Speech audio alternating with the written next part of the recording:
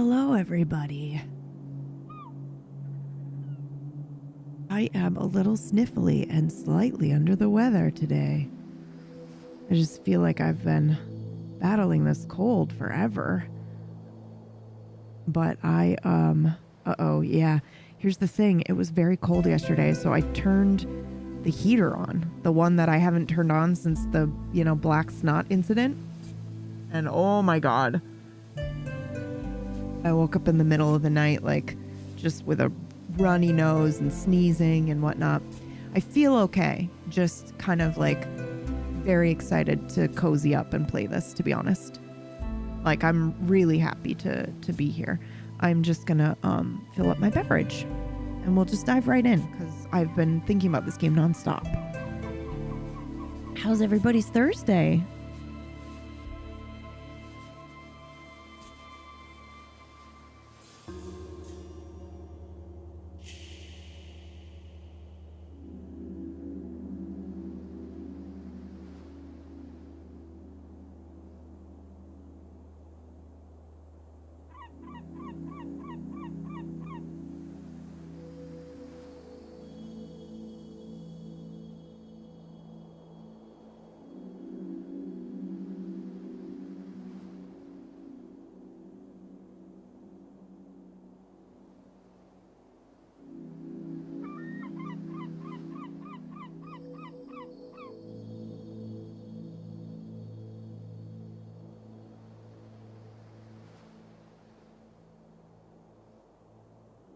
Oh boy. Need to tape a HEPA filter to the front of that thing. I think I have to talk to them. I think I have to talk to my landlord person and be like, hey, every time I turn this on, I am destroyed. I had to go to the doctor and all this stuff. I don't want them to have to, I don't want to deal with the confrontation and the possibility that they won't help me, which sucks. Yeah, so I'm just kind of oh, I don't feel like doing that. But if I can't even turn it on and use it, then boy, this summer's going to be rough, So it feels like something I should get fixed now.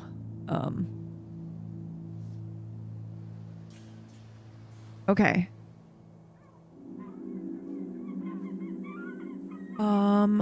YouTube is working. Look at that, guys. I'm on top of everything today. So excited. Okay, so here's the deal. We left off and had to, raid on into Table Story without finishing a scene. And I left the game open, and then when the show is over, I went back to it and tried to get to a save point, and it's actually a really incredible scene. So I saved on a new slot, and yeah, we got to go back, but I'm going to try this auto save. Don't be frightened by the 3-hour difference. It's only because I left the game open. We are going to try this and hope that see, this is what I was worried about. I think, oh, this sucks. Okay, so here's what we'll do. I'm going to load this and I'm going to see if we can get it, because it looks like it's before we make it through. And it was a miracle that we made it through that scene. The hallway. Yeah. This is what I was worried about. Okay. We have two options. Option one is I tell you guys a little bit about what I learned and what the conversation was in the scene. Option two is we replay this part and see if we can't get it to be the same. But I'm actually feeling so incredibly precious about this playthrough. I kind of don't really want to see any other possibilities, because the only way this story could have happened is the way that it happened for us. And we survived, we're on level 3 exhaustion. We survived a crazy amount. And if we die here, I think it might ruin it for me. So I'll recap it for you guys. Yeah, I think the recap is the way to go. And plus it leaves more for you when you're playing. Or if we play again. So here's what happens. We get past the other side, and then Snell and I sit down and we learn a little bit more about Goblin, their history. And we learn that the followers of Earth, which is our guy, right? I guess there was like a war, and Earth, the followers of Earth and Earth committed genocide on the Goblin people. It's crazy, dude. And so Snell basically says, yeah, I hate your god. Wouldn't you? It's a crazy conversation. It's so good. And, you know, you have the opportunity to kind of be like stubborn about it and, you know, say like, you know, it was his greatest mistake or whatever. Honestly, there's a lot of parallels between there's a lot of parallels between the way that white people will often respond to things when dealing with kind of history. Like there are options where it's like, well, we didn't do that. Me and not even my grandparents or whatever, they had nothing to do with that. And it's very clear it's talking about like our very human history, things that are real, things that people will actually say to kind of be like, well, I didn't do those things, so I'm not going to acknowledge those, or how can I deal with this, like, you know, guilt that I'm feeling, or, you know, I think he even brings up the idea of reparations as well. The don't blame me for my ancestors' actions argument. Yeah, it was a really good conversation. And there were a lot of, and I just hope that people playing it, you know, will learn something from the conversation, even though it's presented, you know, differently through the eyes of fantasy. Do I like that it was done in a way in which, you know, the goblin culture represents, you know, those who have been colonized? Not really. Don't really enjoy that aspect of it, but the conversation itself was it was gold. It was really good. And in the end, I took the path of, you know, being like, it was, you know, reprehensible. And nothing we can ever do will make up for it, but I will try my best. And I was honest. I said, if your God had massacred like 90% of my people and there were only 10 people left, I'd hate the shit out of your God too. Yeah. And so, and it was like, and he was like, wow, yeah. You know, thanks for being honest about it. You know, like it was a very cool moment. And then Snell, you connect. The two of these characters really connected, and Snell was like, you know, this short rest is on me, and I think he heals you or something. It was really cool. It was really, really neat. And I learned a lot about Earth, actually, and how he is, you know, not so perfect. Not so perfect. Hey, John, how are you? Welcome in. What the fuck? That's horrible. Yeah. So we learned some cool things, but I do think that we leveled up our friendship, if that's a thing that happens in this game with Snell. Oh, God, we keep failing on our rolls with him, man. Brrr. Okay.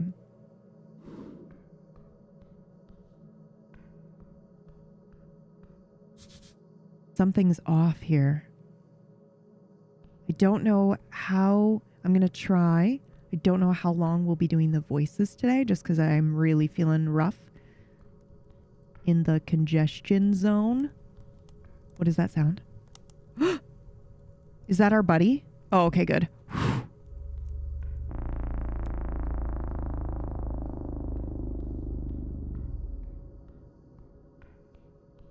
You know, really what I wish this conversation had, now that I'm thinking about it, is something is stashed under these heavy rocks. Okay, we'll grab it. You know that stupid fucking argument of like, well, I didn't do it, and my mom didn't even do it, or like, you know, nobody alive did it, which is not even fucking true for humans, at least for us. is like, I wish that they would just sit and go, that feeling that you're feeling right now, that discomfort that you're feeling is because you know it's wrong. You feel bad. Sit in those bad feelings for a second, right? Like you're feeling guilty, even though you didn't specifically do anything. It's like you just realized you stood there and watched somebody beat the shit out of somebody else and didn't do anything about it. You know, it's that same feeling. So, you know, sit with that. And then now what are you going to do about it? Are you going to change anything? Are you going to fucking help change? These rocks were moved recently. Okay, let's see. Whoa. Crusader's mantle. And then we've got paladin insignia. Advantage against earth folk. 1 strength. Oh, wow. Okay. Heavy. Official. It's the symbol of Norvik shaped in iron. Well, there's only 1 paladin left in the city. A missing paladin quest was completed. Lord Gorm. What? Lord Gorm, the last anointed paladin of Earth. One of the original faces of the party of Norvik. He went missing months ago, and many believe he has abandoned his post. The party of Norvik are the inheritors of Earth's will, a theocratic organization founded to uphold the old ways, which we don't like, headed by magistrates and 20-something old noble families. The craftsmanship is exquisite. Oh, man. The only reason I think I was able to do the multiple voices in dumb was because I'd been doing this and switching back and forth between them. I mean, I can do multiple accents, but I feel like this is making me forcefully switch between them very quickly. Episode yesterday was crazy, you guys. It was crazy, crazy, crazy good. Snell, look at this. The goblin peers at the insignia. Seems official. Some leftover from an old delve? No, this is one of a kind. This belonged to Lord Gorm, the last paladin of Earth. Oh, shit. Yep, shouldn't have a southern accent for that one, though. The one that's missing? Did it again. The one and only. He goes quiet, his eyes darting back and forth in the dark tunnel. So... Oh man, I don't think we will find this paladin. He must have died down here, swallowed by the dungeon. I'm gonna go for he might still be alive somewhere. We will keep up hope. But, I suppose this is some type of closure. I will report this to my patriarch once the mission is finished. He lowers his head as if to show some type of respect. Got it. The symbol gleams even in the dim light. Most strikingly, it appears to be hot and red, clearly highly esoteric, as if containing some magical fire. And if it is here in this dungeon, then surely Lord Gorm must be dead. Rocks fall. Paladin dies. Lord Gorm must be dead. A truly tragic end. Oh, damn, okay.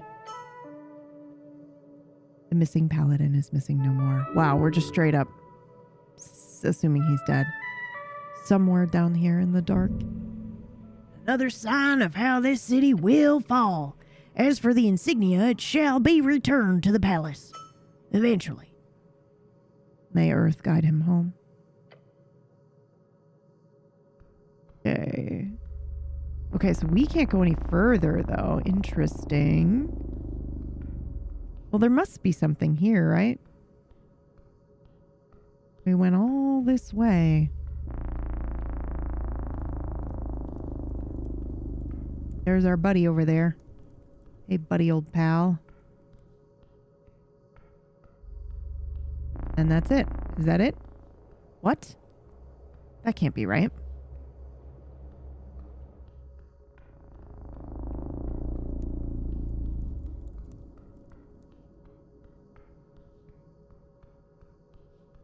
Well, now we can pass by here freely.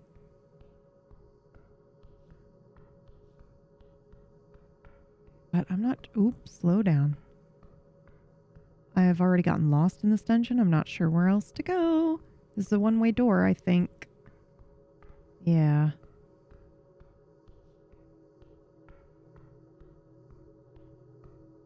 It was so good, Drac. We were all so into it, too. Like, I mean, we're all into every episode, but I feel like I looked down at the time and was like, oh my God, we've just been so into this weird. It was a cool moment of like, all of these people are here for whatever the dice decide.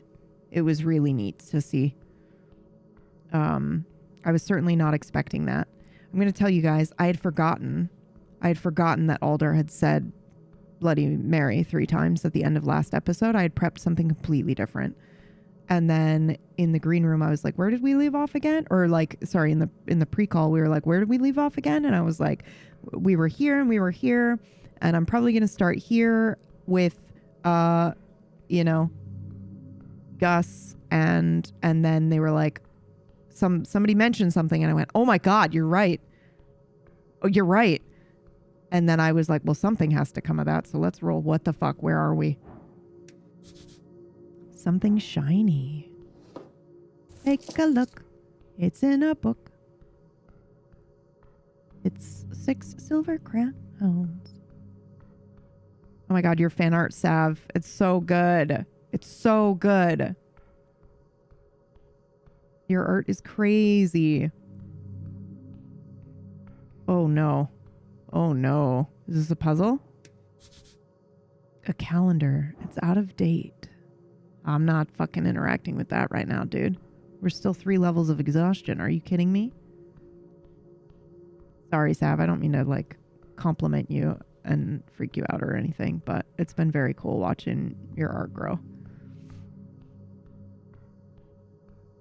Okay. I guess we have to interact with it because otherwise we're not getting over here into whatever this is.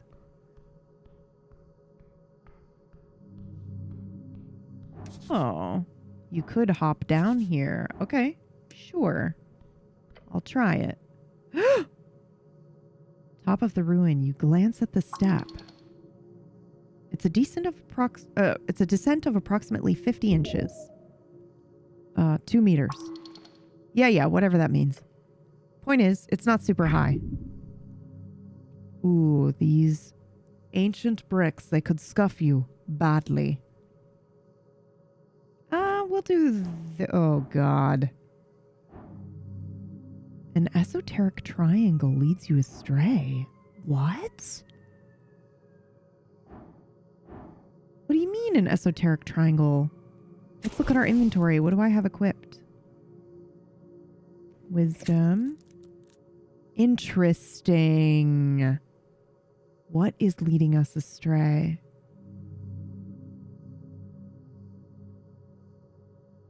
What we could do, though, is we could put on our dexterous little... I always forget to do this because I'm like so into what's happening that I don't think to, you know, stop and put something on. All right, we'll do the dexterity.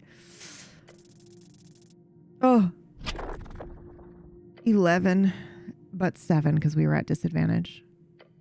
Oh boy. Oh boy. Taking a careful step onto the stone, you begin your descent, keeping your balance in check. You shift your weight appropriately, or at least you try to. Wait. Your left foot, it slips. That's not good. Your right foot tries to compensate. Please work. I'm afraid to say that no. Both of your feet have lost their grip on reality. The distant cry of a concerned goblin is far, far away from you now, as your entire being is fading into nothing onto the floor of this random ruin on Tolstad. Hold on. I'm dead? There's no need to fret. You've been given your due. This is it. This is the end of the stick. This is just... No. This does not make sense. You are a servant of Earth. You have dedicated your entire adult life to serve him. This is not how you are rewarded. No. No, you are. I refuse this end. Reach out. Dude, I have 14 HP, bro. How far did I fucking fall? Not yet. Not like this. Grab onto anything you can. Did we go through the floor? You still have work to do. The world distorts around you. You were falling and then you were not. Esoteric forces abound. What? Your body is on the verge of breaking. Every moment a painful reminder of the 1,000 others who failed, just like you did. But you can take it. What the fuck? Bro. We have to attempt to pull the strings. 2 meters, right? It's pretty far. How much would that damage be in D&D? You follow them as they dance. One seems to go good, but it is far away. Yet it is moving closer. By what force? Is it him? We don't go or take the string handed to us. Oh my god. That's what I was thinking, Drac. Like, let me roll for it. But I'll take but maybe we fell through the floor entirely. What is this? Is anything permanent? Permeate. Wait. Oh my god. In a good man's quest. Is anything...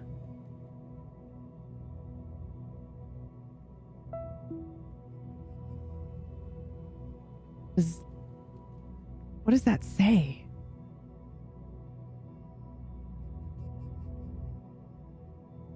I think it might be... There's a missing letter. Oh, this is a fun game. There's something missing. After the P. No, because there's a letter missing after P and before the E, I think. But you might be right, so... You might be right. Because I was assuming that it's a missing letter, but it might just be distant. And Saul might be right. It might be permitted. Is anything permitted in a good man's quest? You are at the bottom of the step. Snell says. Goss, you're slow. Can we get moving now? What the fuck just happened, dude? Okay. I think that was our second esoteric event. Meaning we are never removing this thing from our inventory, dude. Holy crap. We're keeping the lost second, basically.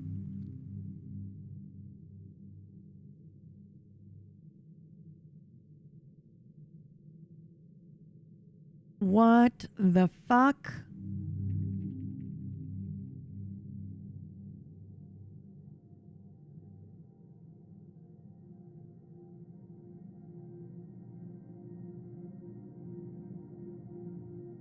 Hold on.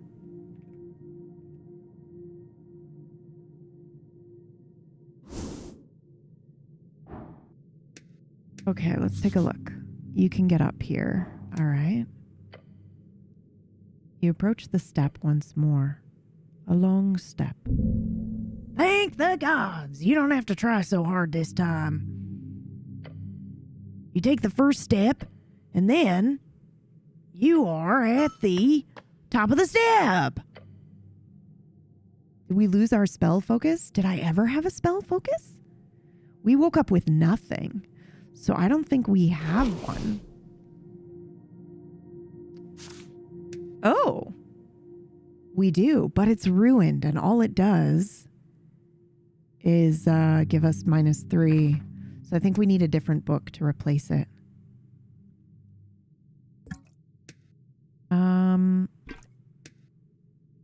And then, oh, that's right. We were trying to collect rats. Okay, so we still have to do that as well. Our Mace of Terror. That's right. It's haunted. It's cursed.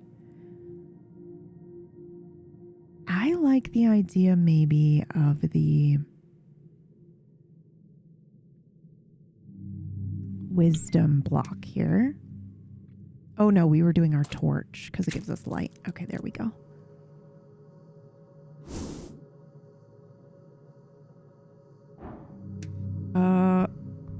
Oh, perfect. Okay. Oh no, you could hop down here. I have to do this again?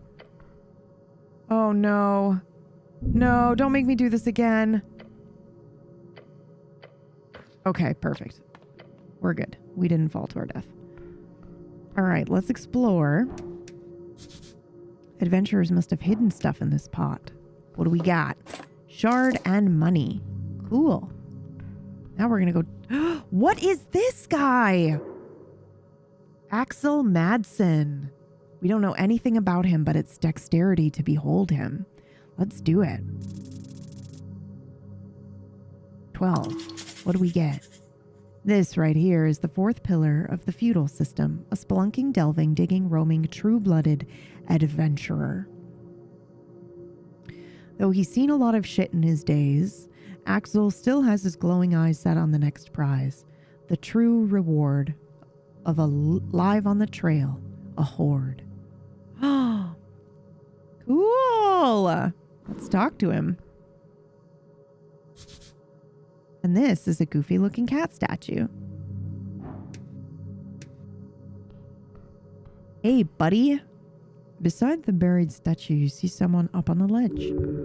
There's grunts echoing down the chamber along with the sound of iron against stone. A dwarf. Down here? It could be a trap. Hello up there. Huh? The dwarf's smoldering eyes widen as he sees you. Look, Romulus. We've got an official visiting. Oh my god, is the lobster's name Romulus? If that doesn't make us official, I don't know what will. Peeking out over the ledge, you spot an orange monster creeping about. A rust monster. The dwarf appears friendly with it. How strange. Is that a rust monster? Oh yes, very correct, but no worries. He's very kind. The dwarf then mumbles to himself when he's fed. Ominous. Rust monsters suck. I don't know what a rust monster is. This is crazy. What are you doing in here? Me? Oh, you know. He lets out a smoldering laugh. A dwarf's gotta have a hobby. He puts down his tools and strikes a pose. Let me introduce myself. I'm Axel Madsen. A dark dwarf. A dark dwarf is a derogatory term for the underdwarves, okay? Or as they prefer, underdwarf.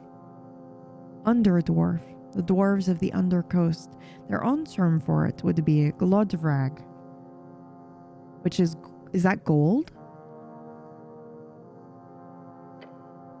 Dude, I love that it's using actual language and mixing it up. We did that for Solmira as well.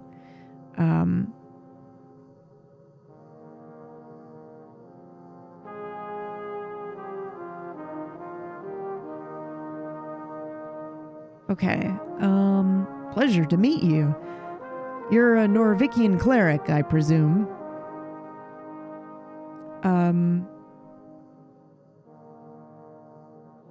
Yes. Oh, and you've got a goblin with you. You HWBT, friend? Yeah. You're that dungeoneer looking for cats, right? Cats? More or less. Hope your lady wasn't too mad about my inquiry. I'd say annoyed is a better description, but it's fine. Just don't trespass anymore. Will do. Or I won't, I mean. I should correct you, I'm not a dungeoneer. I'm more of a... With a bright smile, he adjusts the collar on his uniform. Well, I'm what you'd call a historian with ambition. As he says it, the orange beast sends an echoing, hissing noise down the chamber. Exactly, Romulus. We're here on an expedition of grand proportions to find the legendary missing mine of Taulamon, of Taulan Cat. What? Oh, Tulin. Oh, that's Irish. That would be how the Irish would pronounce that. Cool. Do we make him Irish? Tulin cattle. Tulin cattle? That sounds like a quest. Oh, yes, indeed. But just to be clear, I'm not sharing the spoils just like that. Fair enough, treasure is earned. So here's the deal. I'm in trouble. His pet makes a loud belching noise. Right? He mumbles and gives the monster a pat on his back. You want to help, friend? Yeah. Of course we're going to, because we're a knight. Great. You see, there are 2 strange ruins in this section of the city below the city. And a reminder, the city below the city, the vast ruins found underneath Norvik. Most define it as the parts of the city not yet civilized, although there's a legal definition set in place for each individual district. He points at the statue. Whitemane ruins. Before the dwarves and humans and even trolls, this place was ruled by cats. The theory goes, the snails of Tulin had an esoteric mine not far from the Pillar of Yore. The mines of Tulin Amon. A place of thick veins with endlessly growing amber and platinum. But the walking god of Whitemane, for whatever reason, sealed it shut at some point, according to the legends. Sealed esoterically, probably since we can't seem to locate it. Oh.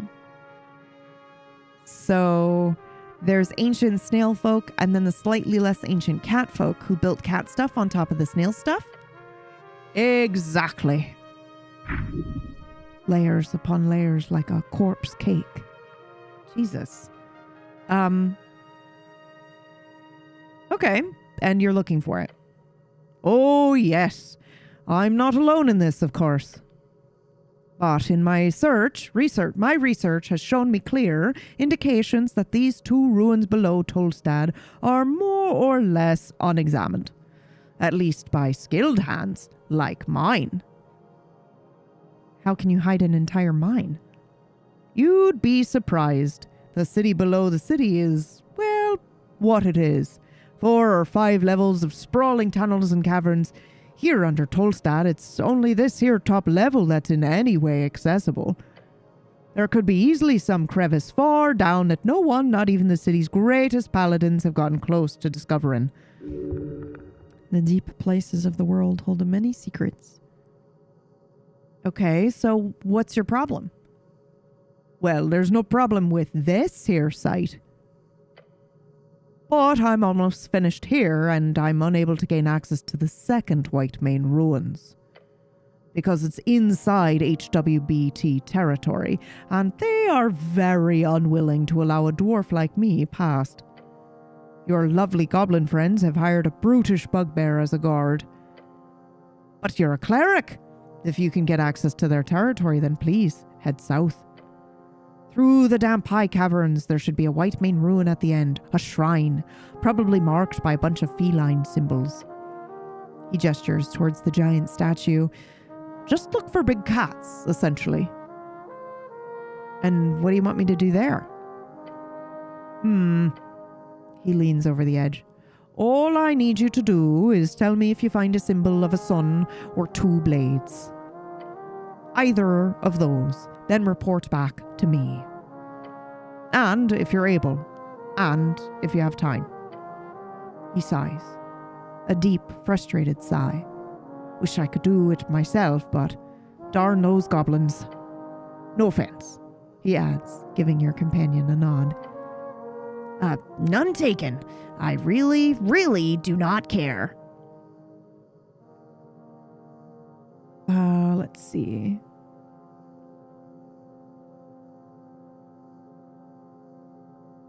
Sun or 2 blades, got it. If I find the shrine, I'll investigate. I'll see what I can do. Thank you. Oh, thank you, friend. He gives you a thumbs up. Do you know anything about the tea shop, by chance? He crosses his arms and gives you a long nod. It's a type... Oh, wait. We're Irish. It's a type of cafe. You know, they serve tea and other drinkables. Sometimes they even have pastries. I love cardamom treats. I also love cardamom treats. But no. Oh, my friend, you are truly of good taste. But I meant the tea shop. He clicks his tongue. Is there some special tea shop I should be aware of? How long have you been down here exactly? Oh, about a week by now. Takes time to set up a secure perimeter. So you don't know about the tea shop that exploded? Exploded? I thought the election was bad enough as it is. Now they've got exploding tea shops? Norvik is in trouble indeed. Oh well, he mutters with a shrug. Can't help you there, friend. I have so many questions. You do? Maybe later. I've got a bunch of work to finish up here. But I'll be at the Drunk Sphinx once I'm finished. Ask me there and I'll gladly indulge you. Okay, but how about just one? Why are your eyes glowing? Oh, haven't met too many underdwarves, have you? Look, I don't have too much time, but really, once I'm done here, I'll talk all you want. Okay, well, good luck. Cool! We have to recruit him. We love him. We just, honestly, we just really like everybody that we're running into. Oh, what is this clip, Goblin? You can get up here. I didn't see anything else over on this side.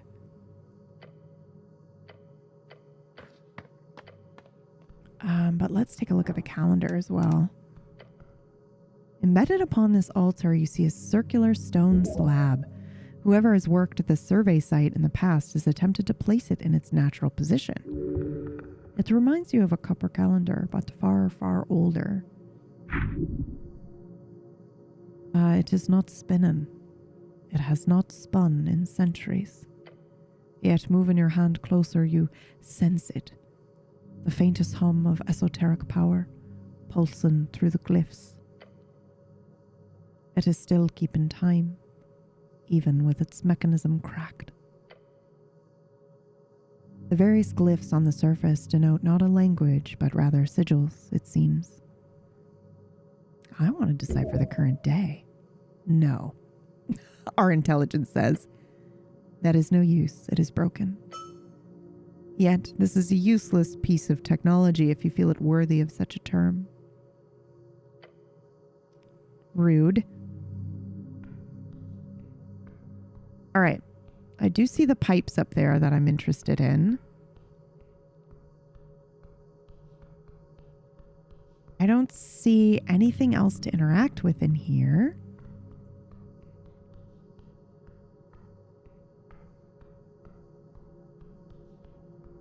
We might actually have gone everywhere that we can go here. Am I correct in thinking that, maybe? Oh no, please. Oh, fuck, man.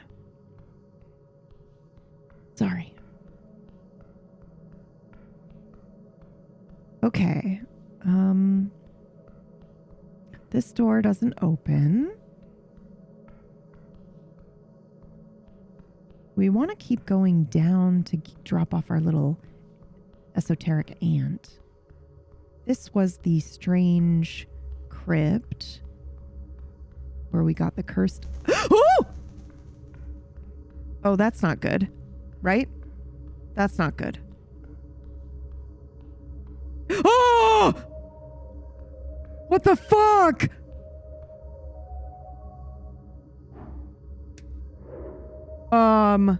The duck. Oh no.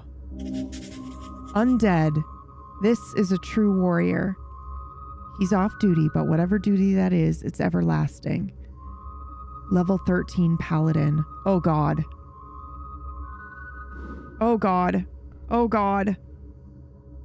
I'm just gonna save.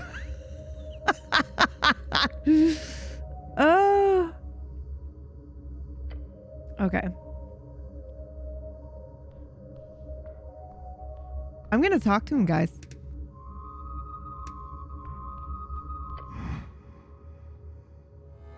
Oh god, I'm freaked out already. Holy shit. The Dark Knight stands in the crypt. Look at his fucking blade, dude. It's got a skeleton on it. Bones. He does not face you. You better bow to him. Bow! He is very, very still. Unmoving, unbreathing. Excuse me, Oh, good night. I must... His armor creaks and his body moves. A voice. Soldier, well fought.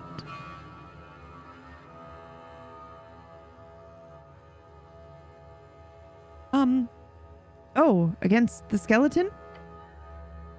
He holds out a gauntlet toward the open tomb. Divinity, hold ground. Feel it. This guy scares the shit out of me. Snell whispers to you. Such an edgelord. I hold a hand out towards the tomb. A string! One of utmost importance. It cradles here within this one point. The first tomb of your god. Oh, Jesus Christ. It's a strength check, guys. The DC's 11, but we've got a -2. Fuck. Please roll a nat 20. Shut up. You do so with decisiveness. There is no question of the sanctity of this place. But you have never understood it so well. Something has changed within you. It reminds me of that cantrip you used to cast all the time. Thaumaturgy. Did we just learn a new spell? A power swells within you. Oh! The Dark Knight says nothing more. He simply picks up his axe and leaves. You hear him take the stairs up to the Temple of Earth, leaving you alone in the crypt. Well, okay, we've learned a very valuable thing, and that is why you always go back. Holy shit. This is it. This is the first place his body was placed 27 years ago. Your lord, your master. Wait a minute. Excuse me. Hold on. Hold the fuck on. Was the Dark Knight Earth? What the fuck was that? This wasn't always open, was it? Your god, Earth. Bro, was that...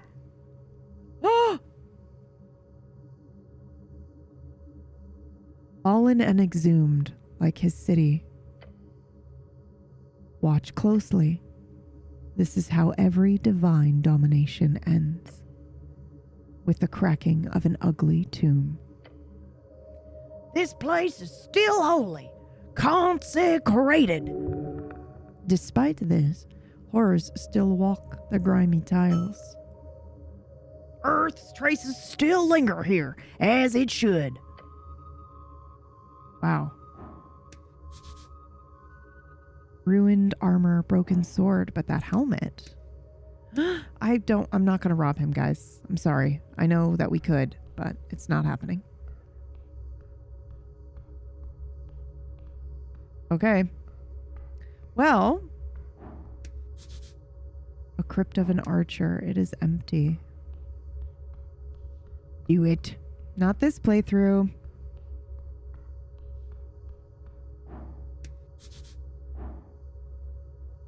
All right.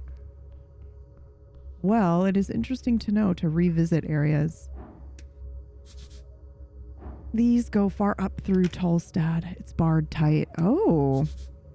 Okay, well that's good, I guess. You wouldn't want undead just wandering up into the city. Okay. Now, are we able to look at a map?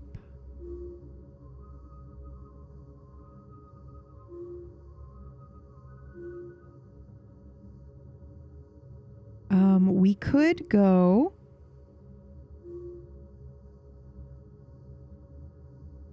Oh, fix your ruined spell book. Nice. Okay, so we can fix it. I'm just looking at these quests to see what we could look for and grab.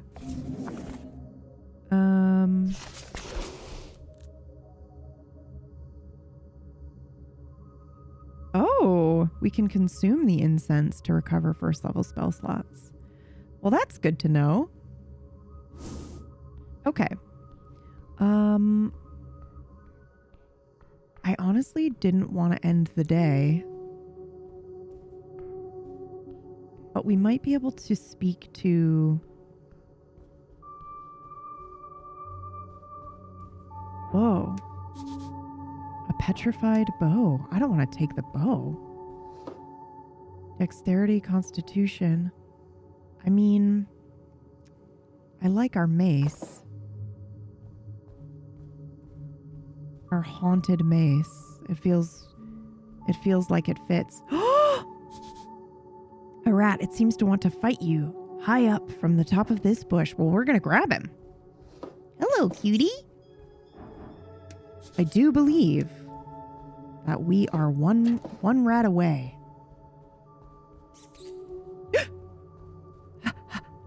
Follow the rat. A snail shell, and it's blocking the way. The air itself grows freezing cold as you head deeper into the tunnel until you find the passage blocked by a spiral shell. It is a massive unit of hail snail that fills the entire eastern passage. Holy hells! That is one thick snail. Don't be rude. He's just a little broad. Nothing wrong with that. The hail snail moves its thick head, the blue eyes stalk focusing on you? Probably?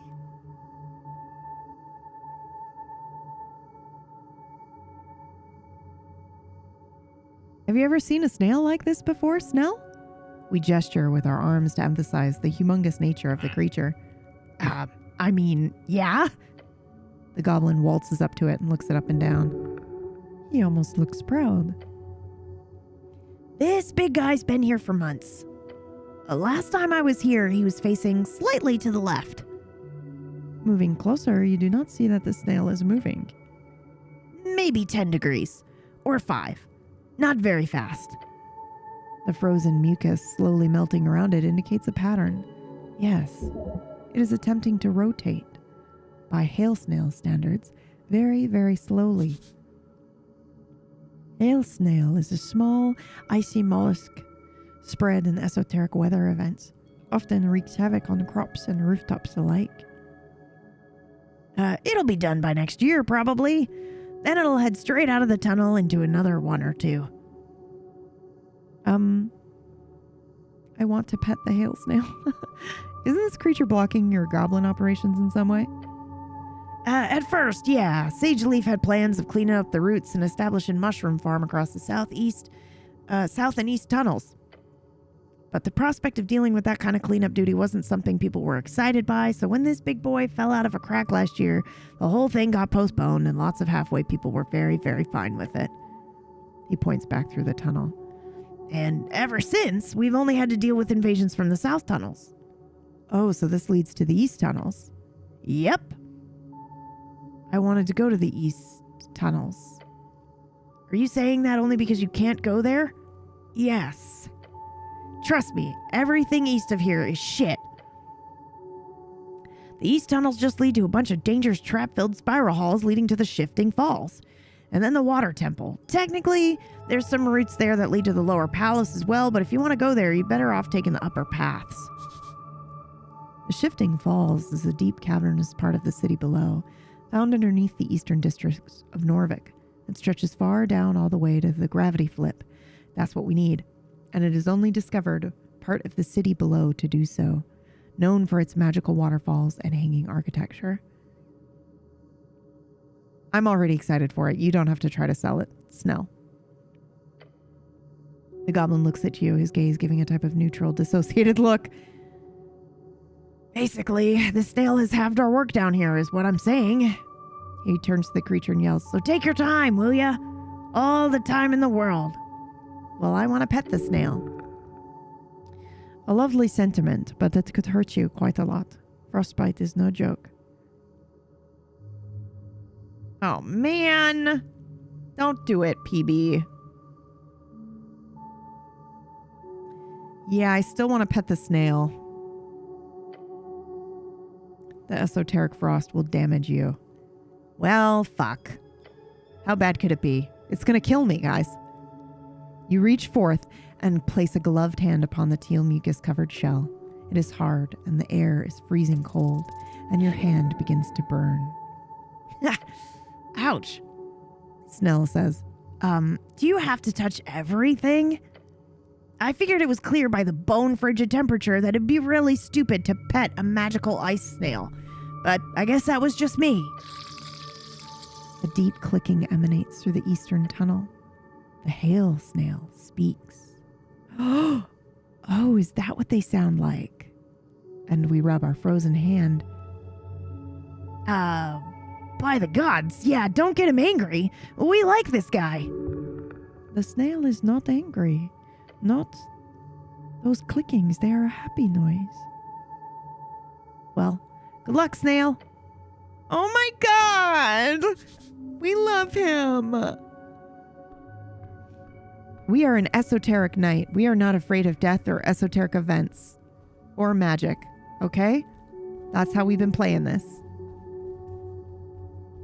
And that's how we will continue to do so. I definitely think we should rest, guys, right?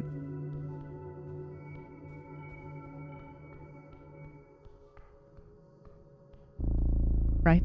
Right, guys?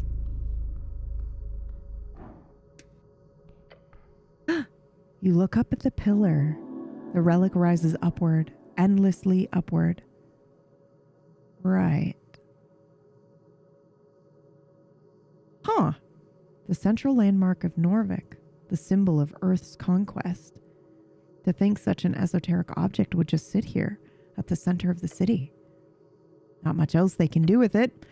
It's just a highly magical rock left over from a time before time. It was here before Earth, and it will be here after you, remaining until the end. A gate to another time.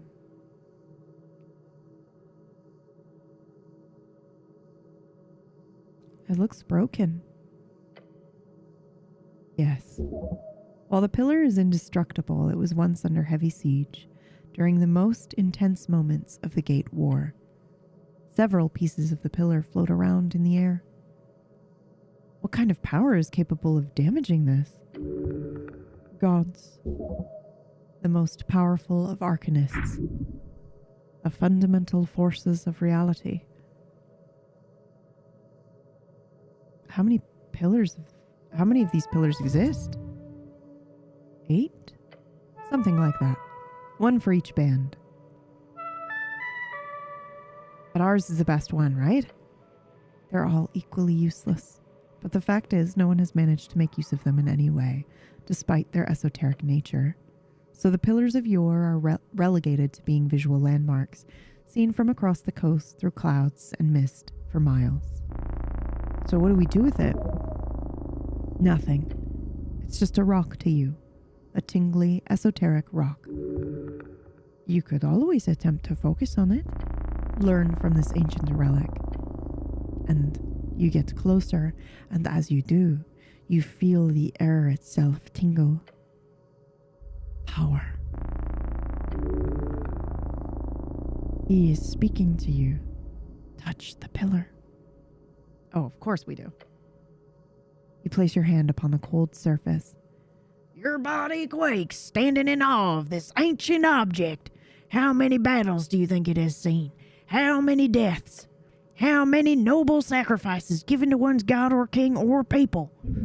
You do not know, and that frightens you. Perhaps one day you will join in that sacred sensation. Perhaps right now. Oh, Jesus.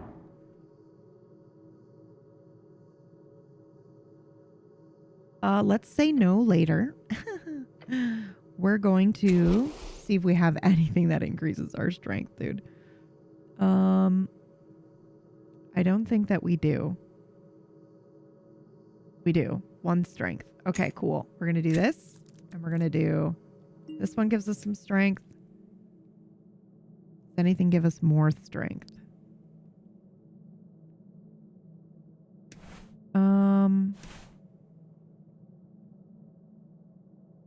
This gives us strength. I don't want to take out the watch though. All right. Let's try this. Oh, we also got a bow that we might want to consider. I don't know. I like the idea of the cursed mace, man. All right. I'm going to try now.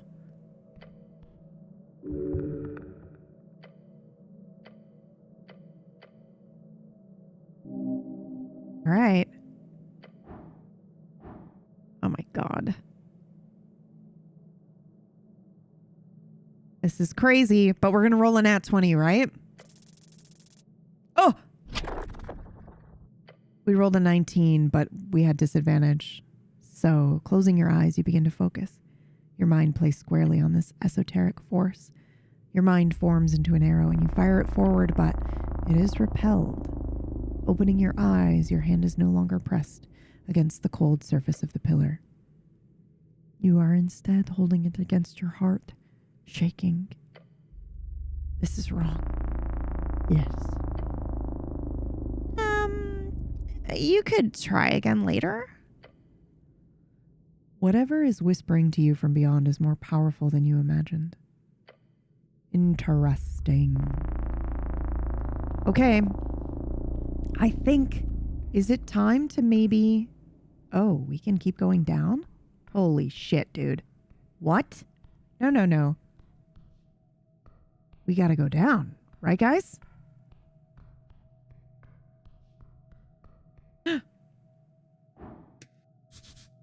That's a long way down. Oh, it's the end of the steps.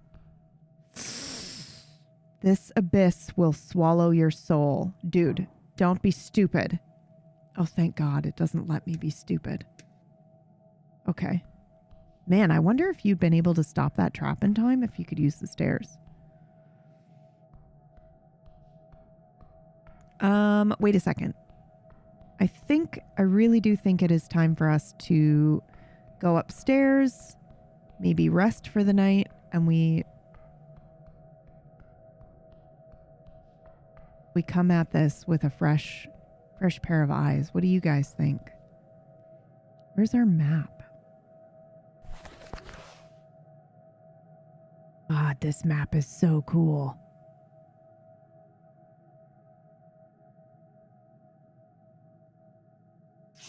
Because here's the thing, I don't know. I feel like we've been everywhere else, right?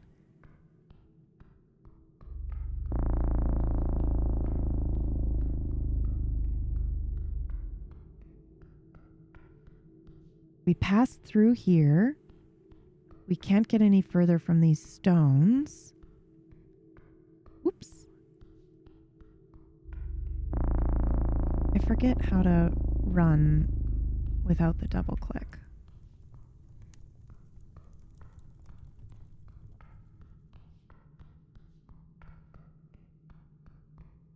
I think we explored all the way through there as well.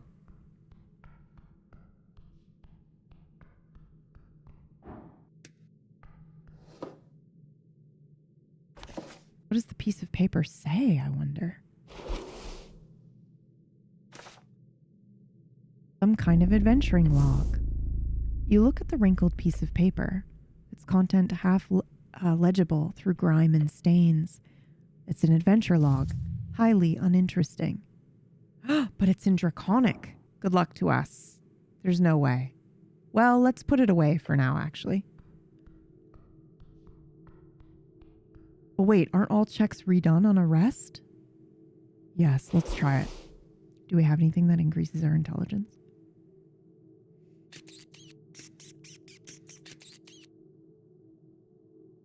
I don't think that we do.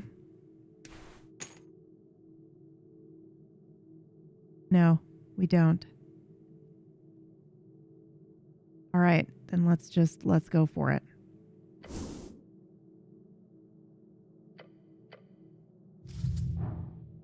That's crazy. We'd have to roll like a, yeah. You recognize it as draconic, but the meaning escapes you. The dialect is old and formal. You'd need magic to translate it properly. All right. Most of it is mundane, supply list, coordinates, complaints, but at the bottom, something different. A passage written in another hand. Older, more deliberate. Dominus Nostrmox redibit, posteri eas insidiantur. Magnus Thesaurus, Esturi, Intramuros Setis, Amice, Easet sub, Pedibus, Proditorum, Spiritum Filii. So we know Spiritus Sanctus, right? Is name of the Father? Wait, no. That would be the Spirit, in the name of the Spirit, right? So Spiritum Filii, Eoses Primogeniti, the first, right? Primogen, we know, means the first. Inveni et cum locotus sum. I think Holy Ghost, yeah. This is cool. Goblinorum. Ossa eis captiva in illis arcanus. That's interesting. Magic, captiva is interesting. Oh my god. Guys, this is so fun. Puzzle solving with you. Terram illum tenent. Divine is interesting. Relique. But again, with Latin, a lot of it depends on solum. We know what that means, right? Solum vero. And vero is like wind, right? Sectatori. Oh my god, I don't know and I don't want to look it up. Cool. I love that they let us read it in Draconic. What just happened? Oh, it's now dusk of day one. We should probably leave. Oh, right. There's a mysterious door that we'll need to open, but we can't get to it right now. So, okay, we have entered dusk. I think we head to... Nice. We've opened the door.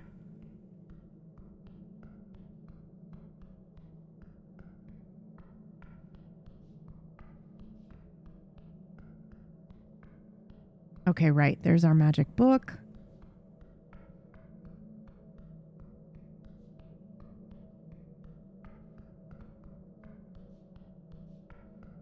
Yeah, I think we've explored the most of what we can down here right now.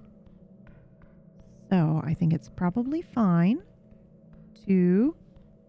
That's the crypt. Where's this again? Right, perfect. All right, let's talk to her again.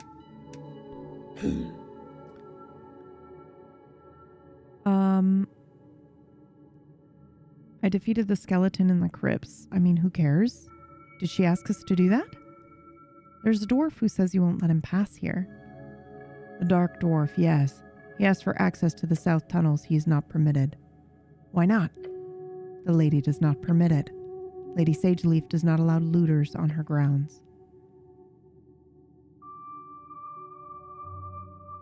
Am I an official expedition? She glances at Snell, who shrugs. More or less. She frowns. If you go into the south tunnels, beware of monsters. They crawl in from below, infesting the caverns. Hey, Wombax. How are you? What kind of monsters? All kinds. Anything that crawls through the cracks of the city below. Don't tell me. I want it to be a surprise. She gives you a stern but slightly concerned look. You are insane, man-thing. I like that. Last month we killed a hook horror. Oh, Jesus. It was a great hunt. Oh, we're in big trouble.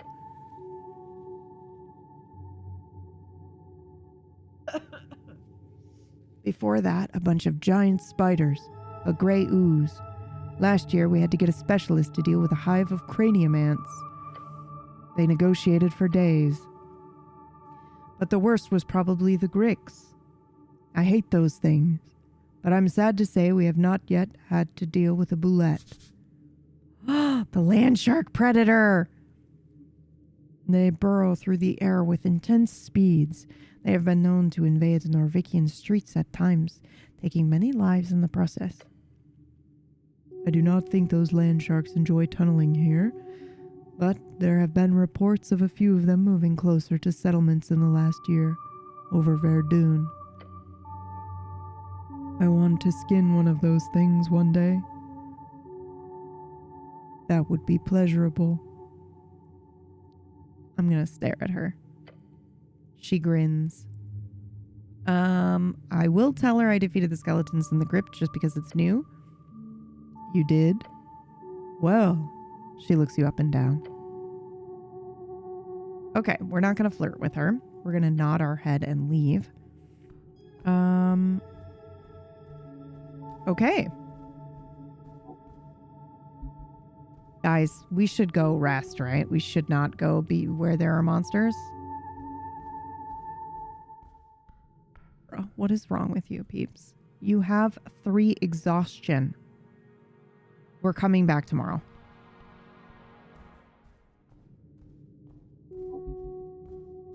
If I get Snell killed, I'll be devastated. It's also dusk. So, okay, that's where the snail is. How the hell do I get the fuck out of here? I also think we need to go and try to find this blown up tea shop, you know?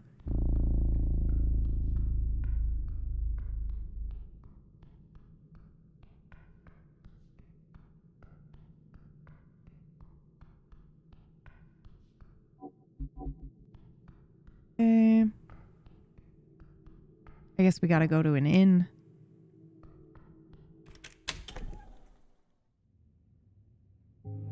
Oh, that's right. We fucking got in here. Sneaky, sneaky, son.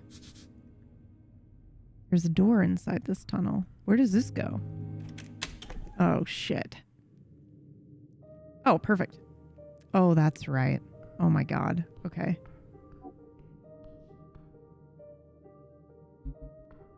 Okay. This is crazy. How do I get... Yay, we can talk to the druid! We got a 23! This elf is seeking an escape. Why else be here of all places? Her matriarch. Yes, this woman is in trouble, just like you. Whoa, cool. Oh my god, guys, are we gonna recruit a druid? I can't.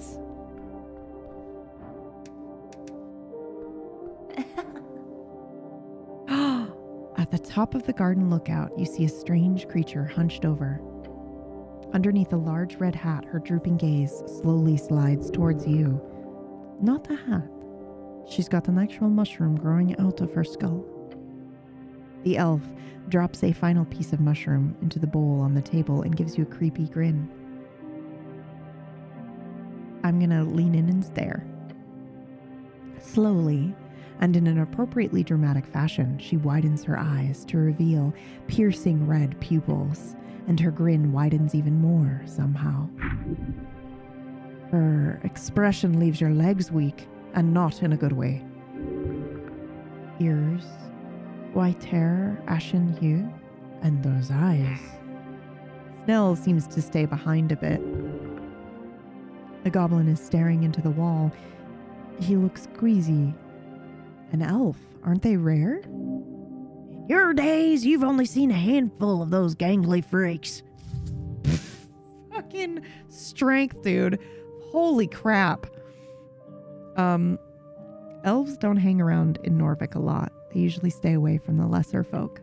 But look at her. This is no elf of Ilum. This is one of those dark elves. Hello, elf. You hear a guttural chuckle leave her lips. Oh God, what does she sound like? She's creepy. Ooh, let's make her old. A man delves into the garden, his sight set on the mysteries below. And are you that man? Yes. How did you know that?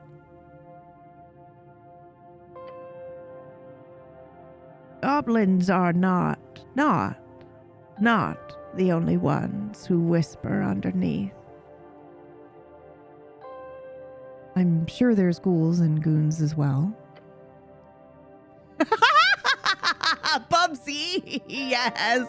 Strength definitely has his own podcast. Oh. She tilts her head and comically large mushroom hat. I'm talking about plants and such. Is the elf stammering? She can't even speak good. Well, you fucking imbecile. Look at me just immediately defending this elf that has a stutter. The elf does not so much stammer as she tastes some of the words more than others. She turns around, her red eyes glimmering beyond a mist of spores. Neswikala of the Green. Call me Nesen. I am underling to Hierophant Ophidana. Of course, a druid. As you look into her eyes, you feel it. She communes with nature itself on the regular. You're a spellcaster. She just gives you a goofy smile and a nod. I've spent my days handling primal forces, that which grows and decays. And we love her. And we love her. Do you know much of it?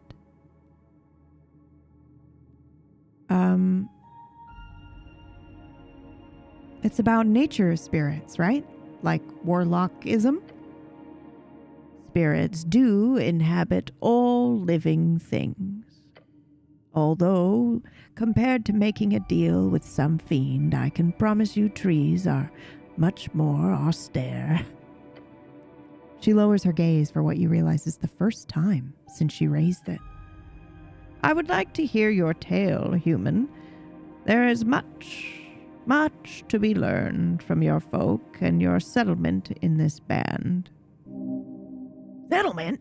It's a great city-state, not some lone village. How sustainable is your lifestyle? You mean me in particular or my people? Both? Or either? She presses down a mushroom in her bowl, sending a puff of spores into the air. No.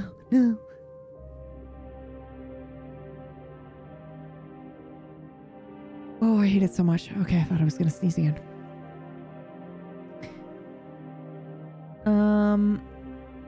Sustainable? Yes, how do you replenish the resources you consume? And if you do not, how many years until depletion? Would you like me to answer that now? If you have it. But there is no stress. I'll think about it. The elf speaks of the realm. How long until your way of life collapses? To keep one balanced with the primal forces of the land is only just one way to live.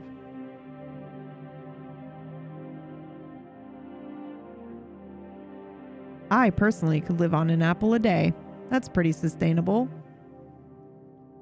Earthfolk will eventually chew through this land and be forced to expand is crazy. I'm going to answer that. I've watched your people for some time, from a distance. I am not one to to make judgments. That is for the earth and sea. But it worries me how few primal forces there are to keep you at bay. She places a palm against the rough floor. Ophidana has helped me keep the undersea from being overtaken by an unbalancing of powers. Demigods, fiends, celestials, your human arcanists. Each creates a power that not only overtakes the primal, they do so with ease.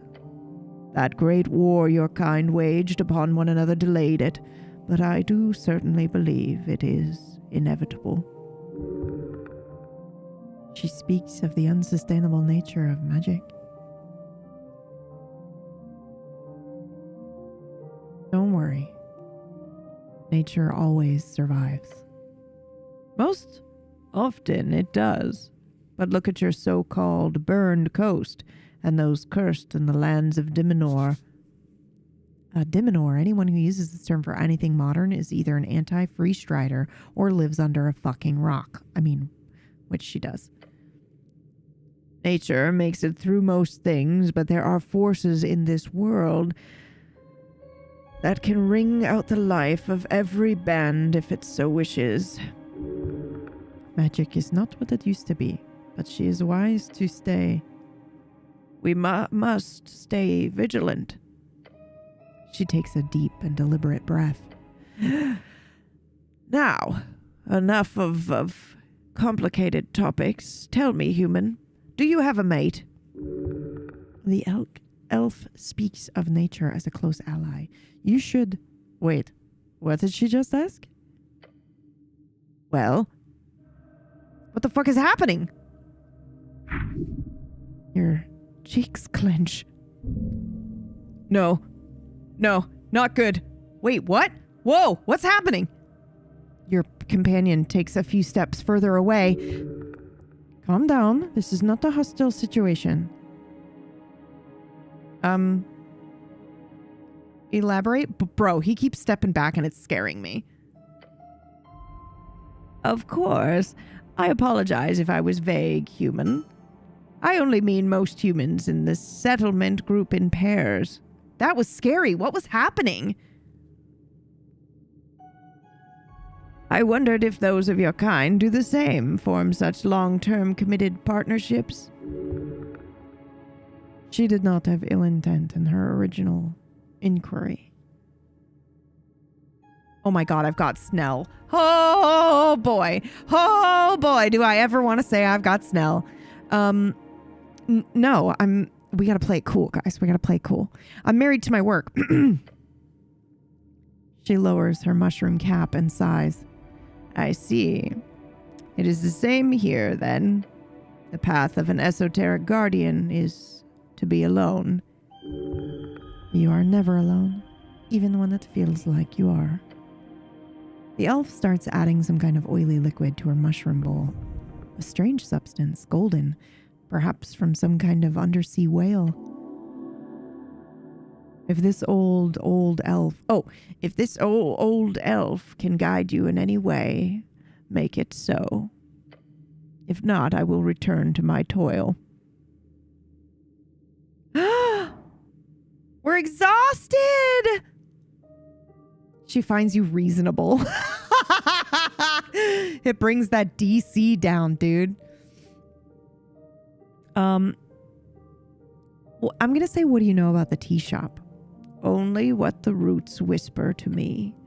The elf leans closer, twisting her head to the side. You must delve deep, human. Something rotten happened that day. The green quakes. They fear what's to come. They whisper. Oh, do they whisper anything useful? She leans back and lets out a resigned sigh. You do not speak with trees often, do you? You should stop and listen more often. So, you were here when it exploded? No, I was much further below. And what do the goblins whisper about? That the city is at fault, that Lady Sageleaf should take over. The usual. What do you think happened? I will not deliberate on things I have no knowledge about. Ah, what a refreshing sentiment.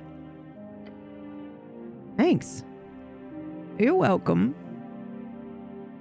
Are you voting in the election? I am not a citizen of Norvik. Okay, cool.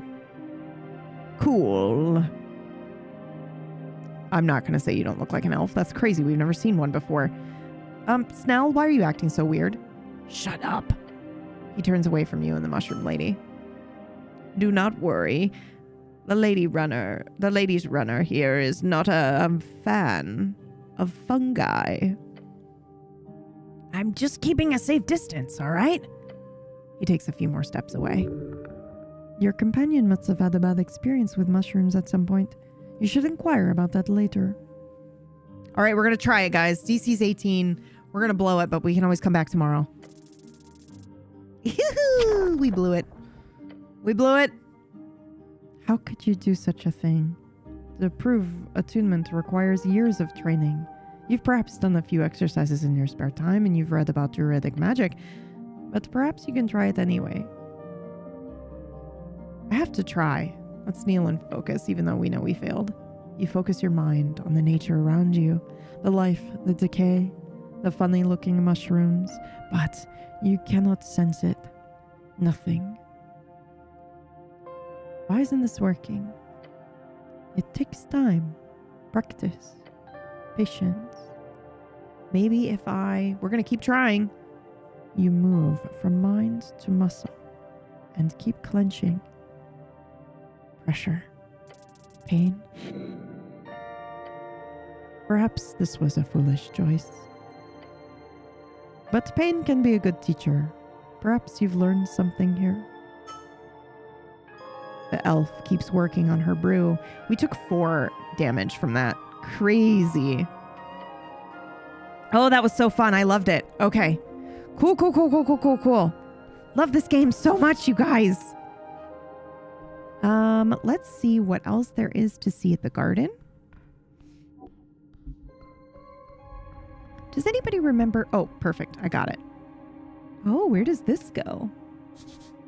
Tunnel to the river. Is this where we came? That's where we came from, right? A potted mushroom tucked away in the corner. I'll collect mushrooms for the one day in which... Did you just rip those mushrooms out of a pot? Why did you do that? Oh no! It was cultivated there. It was a potted mushroom. Oh no, I didn't mean to do that. Wow, wow, sure, you know what you were doing. Pure evil. The primal scream. Oh no! Someone worked hard cultivating those. And now you've just taken them. Can I put them back? No, you'll have to live with it. No. Okay, I was collecting them for her. God, I hate everything. I feel like it was like shift, right? To run while you click. But I guess not.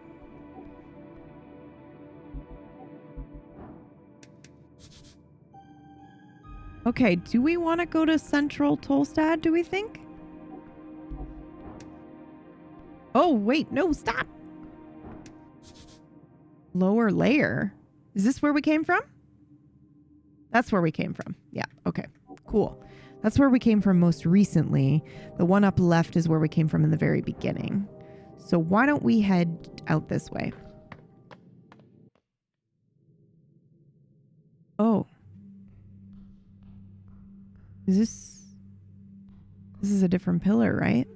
Yeah, it is. Oh, cool. Guys, this game is crazy cool.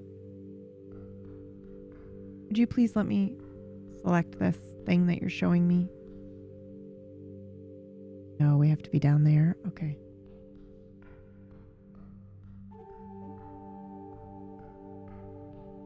Oh, who's this? Freitas. Strength, behold. Well, that sucked. We know nothing. Dude, the DC was 3, guys, and we failed that. The girl looks across the chasm. She's pretending to not look at you. We clear our throat loudly. She slowly turns her head towards you. What?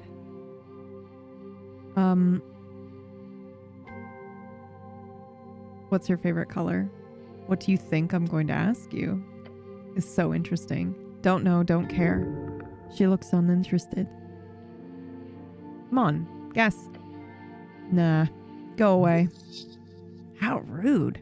Cool. Whoa. Her bowels are filled with black tar and the death of trust. What? Holy shit. By the gods, that's horrific. Why do you feel that way? Bowel instinct. Bowel instinct? She does not look at you. She does look at you now with a disgusted expression. Did I say that out loud? Ew.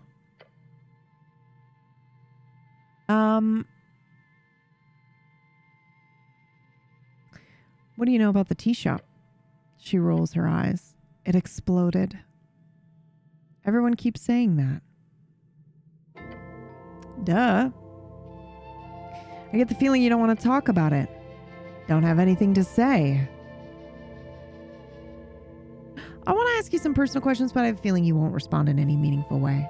Smart. Can you go now? What are you voting for in the election? Don't care for it.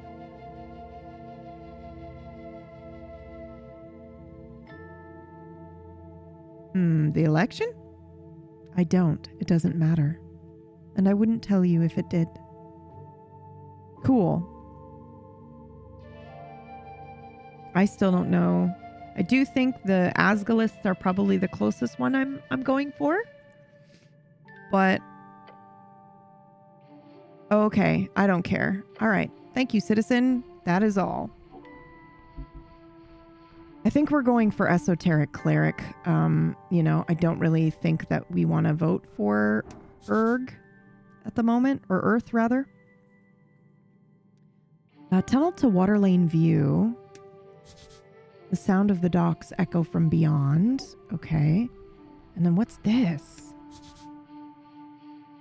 Mine says dormitory out of commission. Okay. Okay. I guess we'll just keep going this way. I need to rest badly. Read and mead. What? Oh my God. Guys, what is... Whoa.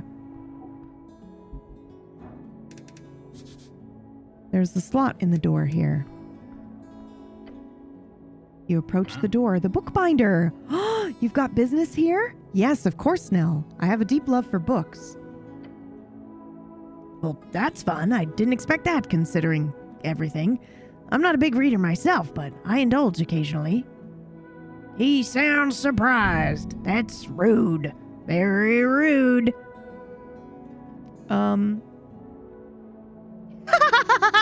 These options. What did you think? What, did you think I didn't like books? I'm a professional and highly esoterical-minded cleric. Of course I love books. We can be offended, or we could be a wizard, or we can be rude and say, you can read? Or we can say rogue. I'll say rogue. What? Rogue. Oh no! I'm sorry? Rogue. I'm a rogue. I didn't ask. Well, maybe I shouldn't just stand here talking in front of a shop. Are you knocking or are we leaving? I didn't mean to say I was a rogue. I would have rather done wizard, but that's fine. Within seconds of the knock. Second level transmutation. It unlocks things. The definition of locked has been stretched over the centuries, but the spell works on most closed containers or entryways. Beyond you see a pair of large yellow eyes glaring at you. Hey, oh!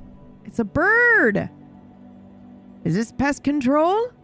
The eyes quickly tilt to the left. No? Oh! The eyes push closer to the slit in the door. As they do, a bush of gray feathers spokes out. A cleric? Yes. I don't want to say duh, but I do want to say that we are a cleric, yeah. The birdman behind the door ruffles his feathers. Shen Yellen is my name. If you are not pest control, I need nothing from you. Please leave. I have a ruined prayer book. Can you fix it? Prayer book? Yes, I've seen quite a few. Drop inside. I will check a look. Oh my god, it's like a Kenku. I'll drop it in. Yes. Horrible. Saltwater. Left swollen. You could have avoided the worst of this if the drying process had been handled better. Interesting. I will rebind this foul mess for you. Great. How much will it cost? We will see. It depends on process. I will need guidance on the direction of the rebinding. The spells inside are lost, however the style and formatting can be saved. Using my skills, I can aim at something from the towers, which would be most similar to the original work. I can also focus on rebinding it in the style of a druidic ledger, or perhaps as a grimoire of the dark and forbidden arts. Oh my god, guys, what do we want? Druidic, right?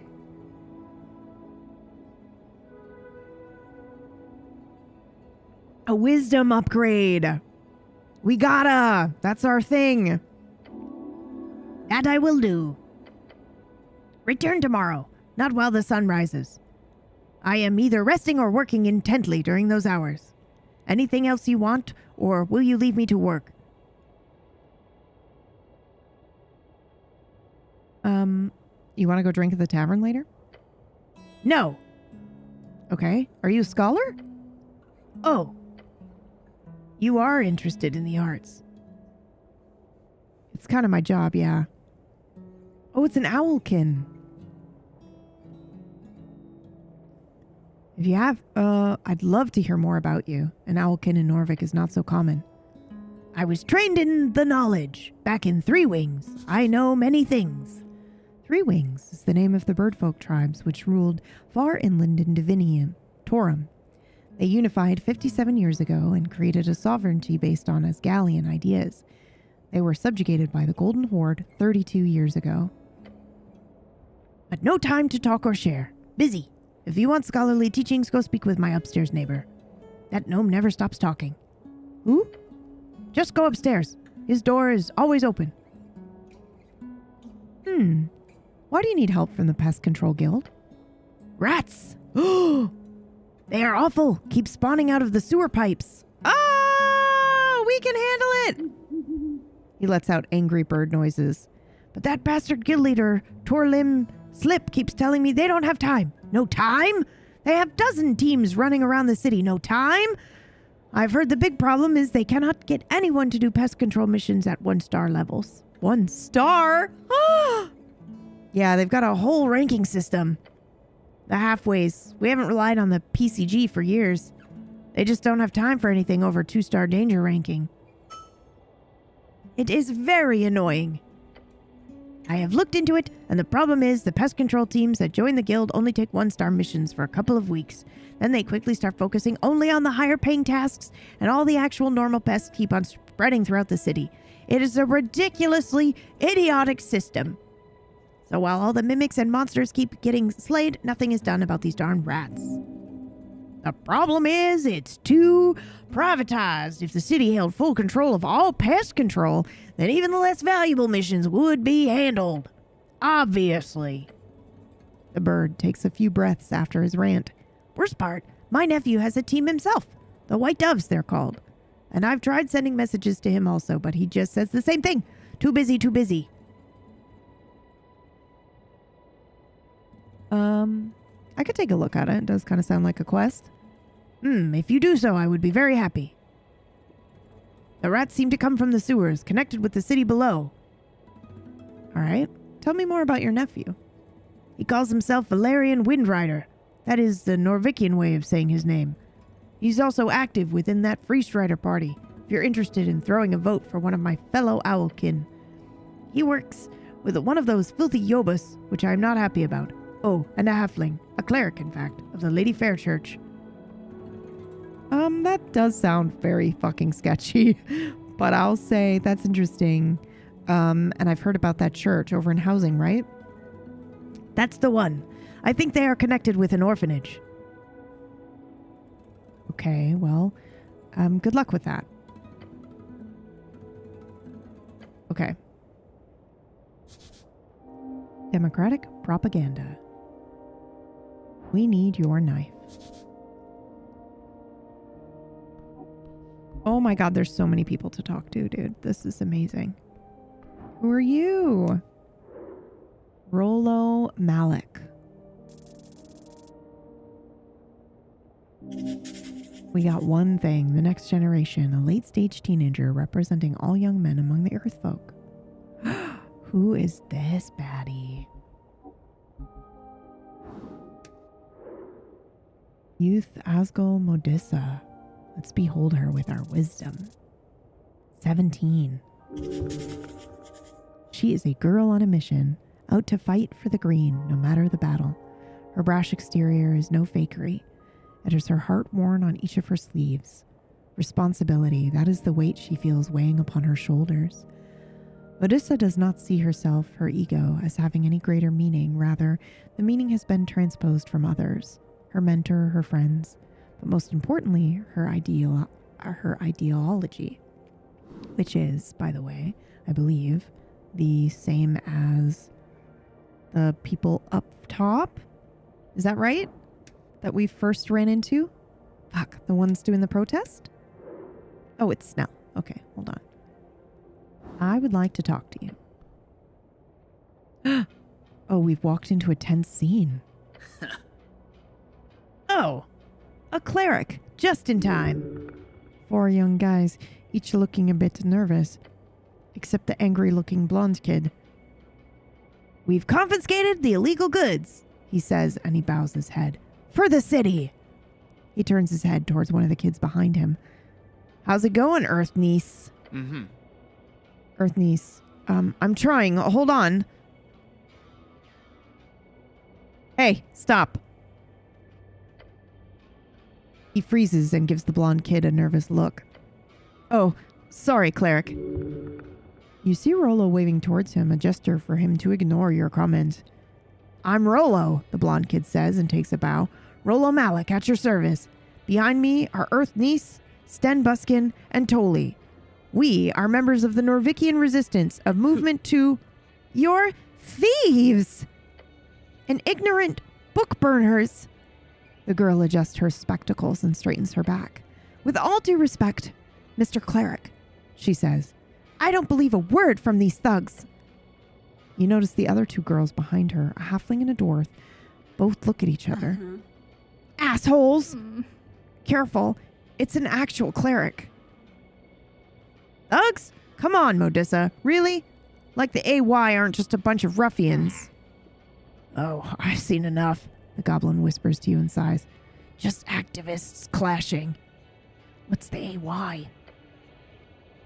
Asgalist youths. I knew it. Okay. So, got it. See her green armband? Hello, everyone. I'm the cleric. They've stolen, she hisses, then turns to Rollo to bark out. You stole our entire water lane delivery. The cleric in you stirs with quiet confidence. Oh, sure. Of an illegal newspaper. Lord Cleric, I assure you we're doing the city a favor here.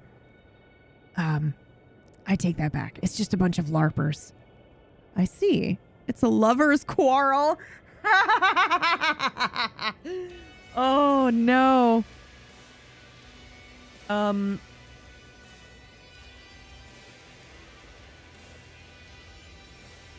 I see. I have to do that. It's a lover's quarrel. What? No!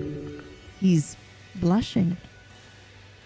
The girl gives you an incredulous frown. And she's disgusted. That's not cleric focus. Okay, so I'm sensing a conflict here. You're here to uphold the law, right? So arrest these assholes. Now! The dwarf grabs her hand and holds her back. Modissa, calm down, please. What does the law say about this conflict? An Asgeld chant, or whatever silly name its anonymous publisher gave it, is not licensed for distribution in Tolstad. Requiring licenses for public distribution is a typical method to repress journalistic intent in Norvik. The city knows that terrible paper should not be given out. At the same time, it is also illegal to steal delivered newspapers from mailboxes, even if those papers are delivered illegally. So they're both in the wrong. In different ways, yes.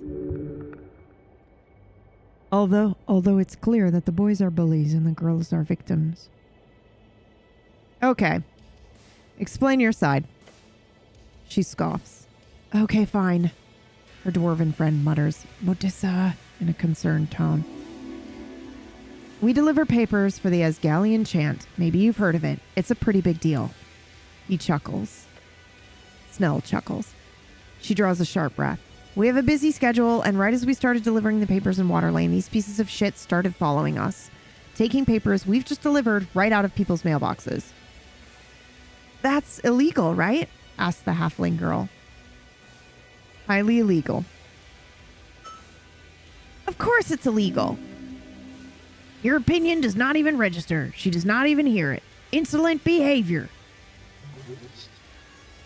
She does not care for your opinion on the legality of the mail theft. How rude. And then they grab one of our paper stacks from Zerba, like straight up assault and theft, and... Modissa, it wasn't... They can't get away with this. Poor girl. All right, and we point to the nationalist. What's going on here? First of all, thank you for listening to reason. Oh God, I hate people like this. I know we look like some dumb kids, but we're not. Burning the written word does nothing to dispel such a notion.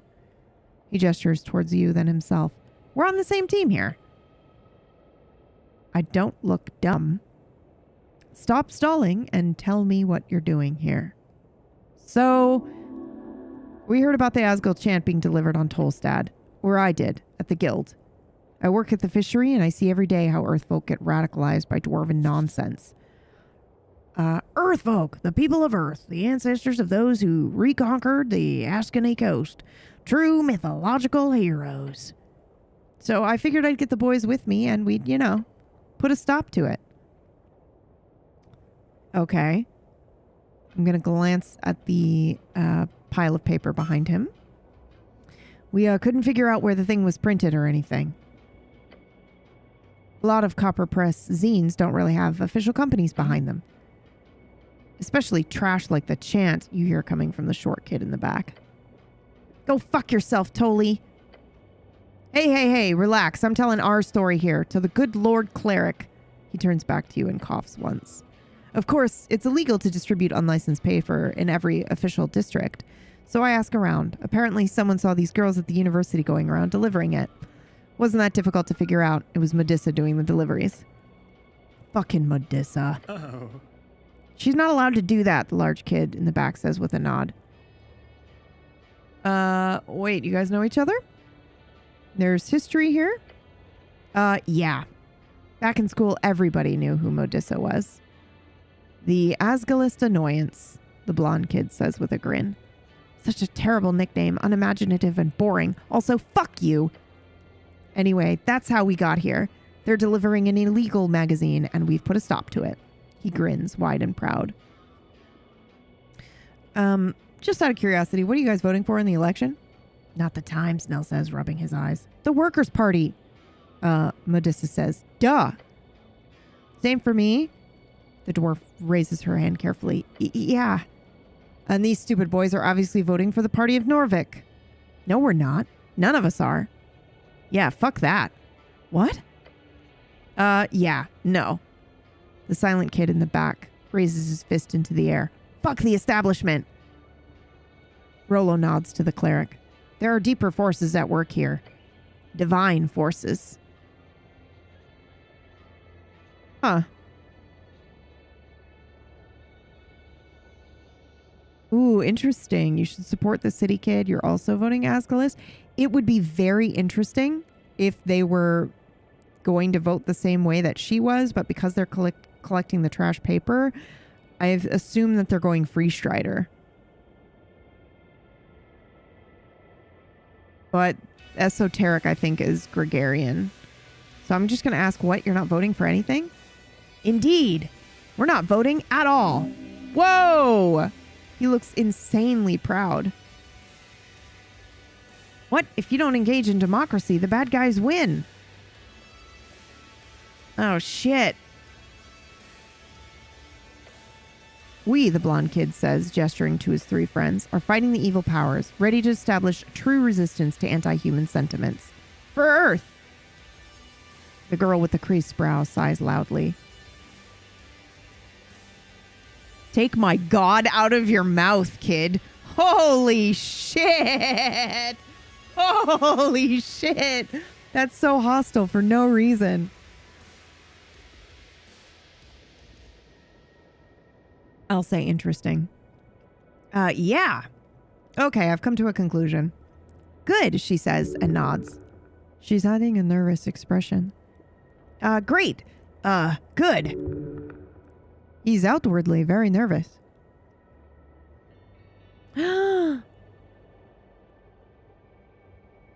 Oh no! I'm going to try to compromise because they're both in the wrong. Oh no. Holy shit, guys. This is challenging. DC 15. We've got 3 levels of exhaustion. Hold on. Am I able to say no right now? Damn it. We can't equip our shit. Okay. Check this out, though. Plus 3 DC because we're exhausted, right? Making it a DC of 15. We do have advantage because Snell's presence calms us. Minus 3 DC for the lover's quarrel. Minus 3 DC for unlicensed copper paper. And minus 2 for the Asgale chant, huh? Interesting. Okay, we'll give it a try. 19! Yeah! It is time for a compromise. Both of you, listen up. Your calm and determined voice rings out across the street. Tell the girls you can't deliver your paper, then tell the boys and you can't steal it. But you can't deliver it. That's what I've been saying, Dave, and you can't take it. Just listen to him. Come on. The blonde kid grits his teeth, then he grabs the stack of papers and tosses it across. Oof! Medusa grunts as she catches it. Then she immediately turns to you. What do you mean? We have every right to... No delivering without a license. Fine. The boys quickly disperse, muttering among themselves. Don't, the dwarf girl tells Medusa as she strolls up to you. Hey, Mr. Cleric? You know we're just going to deliver these anyway, right? Oh no! Why would you say that to me?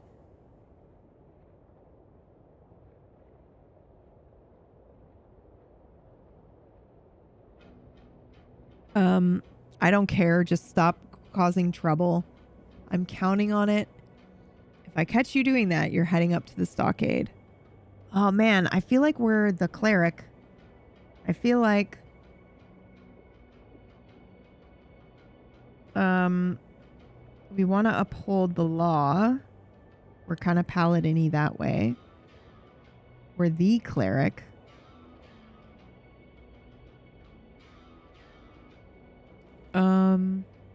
But also, I kind of am interested in this paper. I'm just going to say I'm counting on it and give her a thumbs up.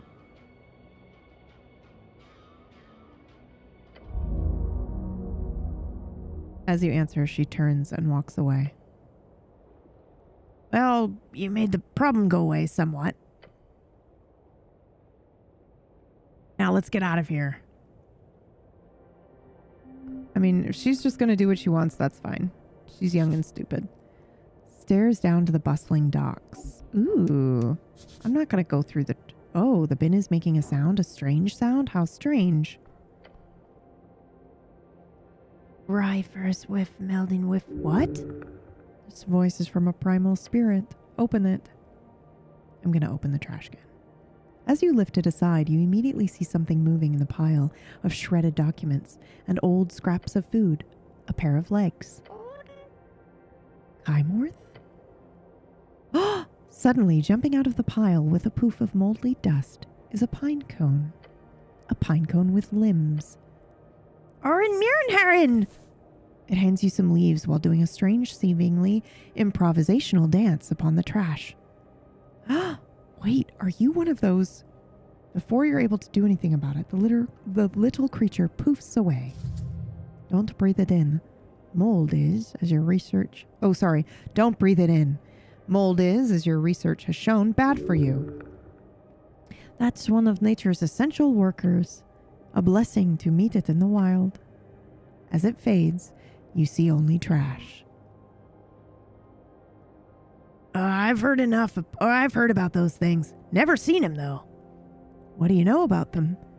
Just when I read what I read in the paper. And Nessun goes on about... Sorry, guys, I'm not feeling well, so it's hard for me to keep up with my brain. They're called Vatter, or something.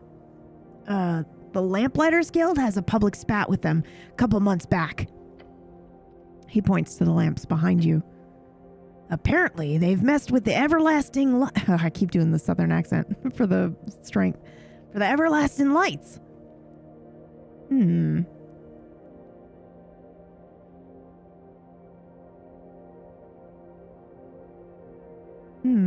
Not so everlasting then. Guess it's a PR name. I get why they were mad, but I think they solved everything once PCG got involved. And they're supposed to be all over the garden too. Not that I've seen one. Anyhow, they clearly seem to like you. Let's keep it like that. I look to Snell, and it gives you a nonchalant half shrug. It's Waterlane. There's always something going on here. Cool. The Ascani Reeds Trading Company, with the signature of the Freestrider logo. Interesting. We're looking for a tavern, I think. This store looks promising. What do you mean? What does that mean? You stand before a damp door on a cramped corner house. The wind is dark, swollen with the perpetual moist of Waterlane. A layer of river mud and algae. You know someone here? I don't know. Maybe it's somebody who found me. You rap your knuckles against the wood, a solid rhythmic knock. And we wait. A moment passes, then the sound of heavy latch sliding. The door creaks open. A pair of bulbous eyes stare up at you. It's an Anuran. Qu'est-ce que est? What is it? He blinks slowly. A translucent membrane flicks across his eyes. I am busy. Très occupé. I just wanted to introduce myself. Mon Dieu, why? Wait. He squints at your uniform. Are you how do you say, le clergy? I am the cleric, yes. Ah, bon. He nods respectfully. At least you're not from the tithe house. An Anuran peeks his head out behind the door. Tu veux quoi? Ask for a contribution to your cause. What's your name? Is this a D&D type game? It is Nightstar. It is like a beautiful blend between, well, it's D&D meets Disco Elysium in the best of ways. And I highly recommend it. I'm really enjoying it. What do you do here? I live here. Yevisisi. Is that a crime now? In this city? He seems defensive. What is your name? I'm Guillaume The crate. Oh, cute. What does it mean? Merci.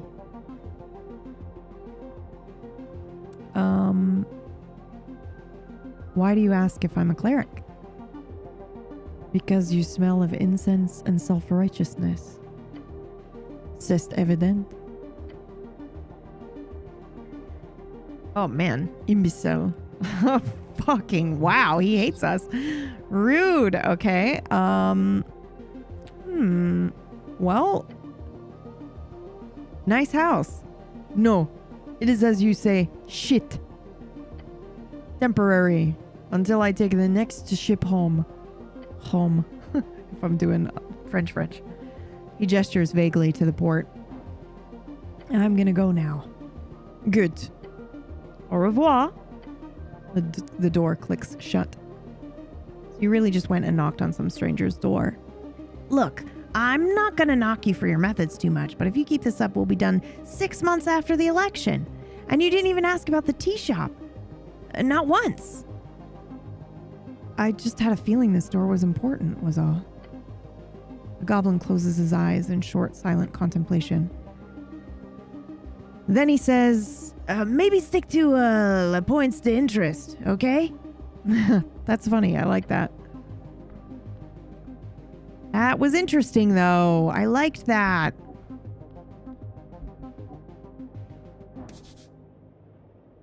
Beware those fangs. What is this? Oh, we have to immediately go see this thing. Whoop. A dwarf gazes across the dockyard.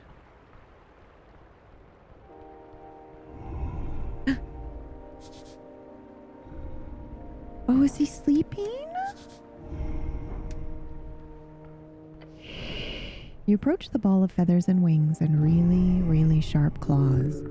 A magnificent creature. Magical beasts can sometimes understand basic common. You could try speaking with it. It's a griffin, right? You will require speak with animals to communicate properly, of course. Well, we are asking for our book to become druidic, so maybe we come back another time. You see a pool of drool forming underneath the open beak of the beast. Oh, wait, isn't that... There's an entrance to the warehouse on the other roof. If you want to get inside, you're going to have to get past this bad boy. The mythical beast snores gently before you. I don't even want to ask what the plan is here. Holy shit, 21? We're going to not do this right now. What a majestic creature. Snell, don't you want to pet it too? No, thank you. I am not going to attempt to pet it or sneak it past it. We're going to do this later. We really badly, very, very badly need to rest. I'm just trying to find an inn, dude. Excluding the anti-magic messaging free striderism comes with... I missed that.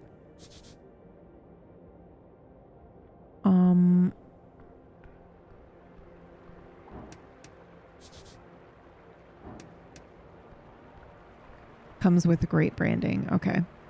Cleric? Sorry, I'm busy. Deep groaning, the bell of Water Lane. Okay. Torna, the first of the river guilds. Okay, let's see if we can take a look at the journal, maybe?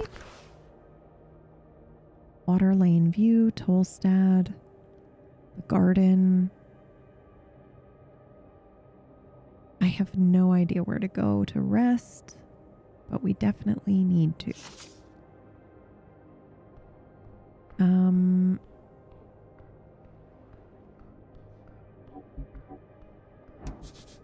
Going down, far down. Okay.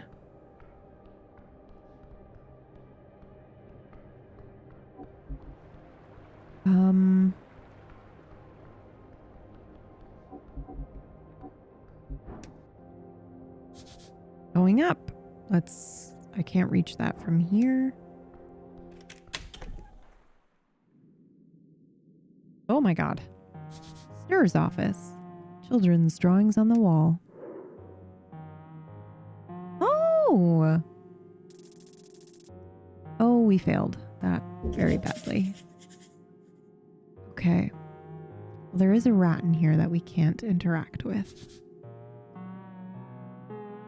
A scholarly commendation is in here. Almost dead, but not yet.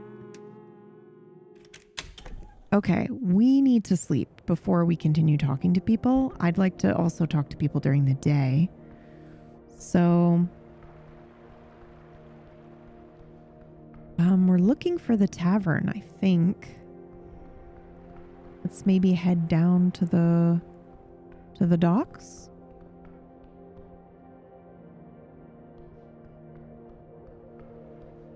Oh, that doesn't go anywhere. Okay. Oh my gosh. Maybe down this way? Oops, please don't do that. Thank you. Oh, well, we don't need strength, actually. We'll put the torch back on and our incense.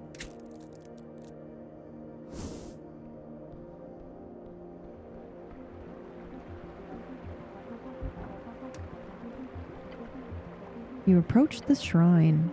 Ah, yes, this little figurine does still count as a shrine. Oh, thank God. Can't I heal here? Holy crap. Let's go. Oh, wait. This is different dialogue than normal. Not precisely. The gods do not usually grant divine interventions for minor injuries. Do you think they care? If you want healing, you have to do it yourself. With the power channeled through Earth? Yes. Come on, is it really channeled? The guy's dead. Faded. Gone. You're most likely simply handling some esoteric leftovers, smudged on the strings. Oh my god, the goblin's distracting us. DC 13. We failed. I don't think we've ever succeeded at that. You recite a few words of remembrance before you sense the channeled strings around the shrine. They converge upon you and mend you. You sense there's something that you've missed. Damn. We learned a new spell though, right? Yes, Crusader's Mantle. Interesting. Ooh, we have to choose. What does this do? Let's look it up. Holy power radiates from you in an aura with a 30-foot radius, awakening boldness in you and all other friendly creatures. Until the spell ends, the aura moves with you, centered on you. While in an encounter, you and all allies add 1d12 to all ability checks.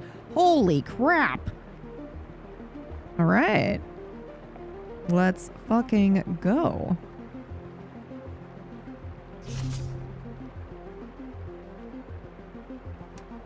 Oh, no, no, no. No spell slot available yet. Oh, really? Hold on. Did I fuck that up?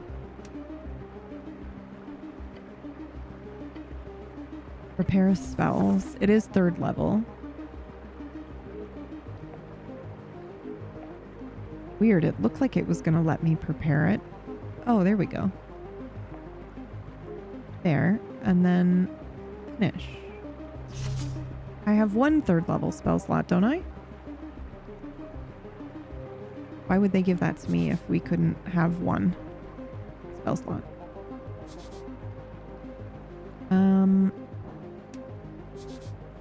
A path along the river. Guys, I have no idea where we go to fucking rest, but I need it badly. If someone wants to tell me where to go, I'll do it.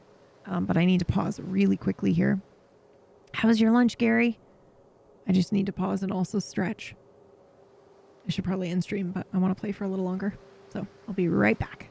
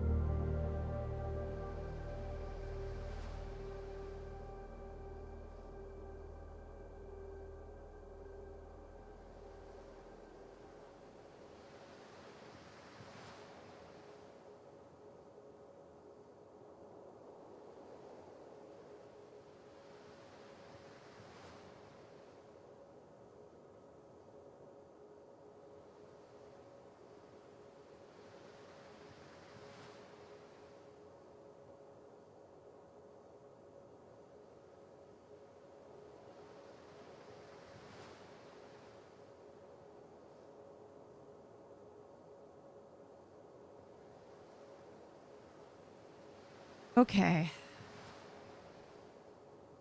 I am back. No find yet? Should I look it up?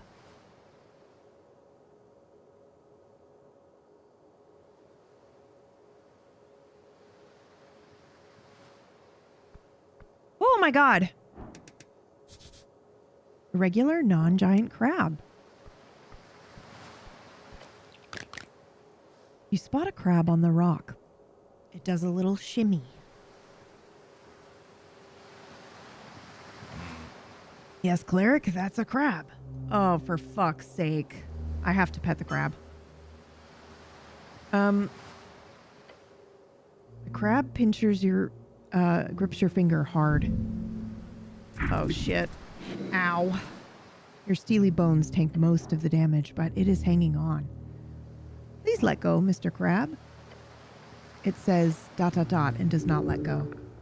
Being polite always helps. Oh, God. We succeeded getting out of the grip. You use your free hand to pry the pinchers off your finger. When your index is released, you immediately feel the blood begin to flow again once more. Ugh. Freedom! He was a good little fighter. A good crab. Oh. What do you know about the tea shop? It snips with its pinchers once more. What's that, Krabby? Johnny Longneck blew up the tea shop? Listen, we're gonna get speak with animals. And I'll say, Johnny Longneck, not again. Him and his dastardly plans. Also, I'm joking. Please do not take that seriously. Spoil sport. Okay. Citizen. And then we leave. One day we're going to get speak with animals and we're going to be able to talk to everything. Okay? I just need to rest. Like actually in real life too. Oh, this is cool. I don't think this is a place where we can rest. I'm just trying to find an inn. It is back. We have some new emotes. I uploaded one for Sav. Which is the... Oh my god, what the fuck is that? Dude, look! Look at these glowing red eyes in the dark. Ooh. Creepy.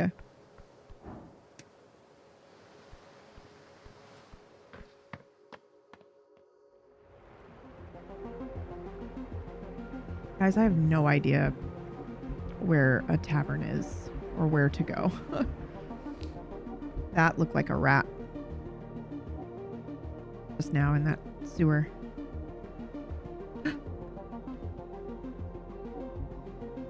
It is! Look at it! What is that appearing and disappearing over there?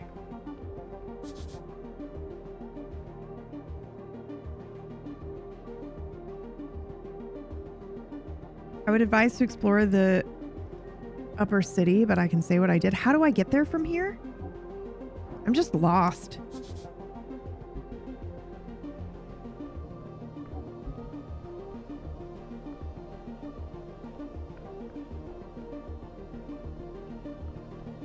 Oh. I'm so tired. Pillar crossing?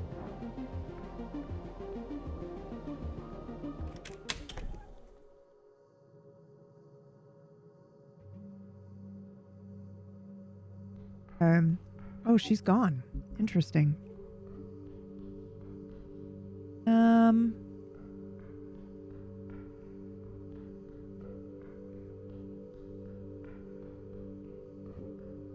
Oh, whoa.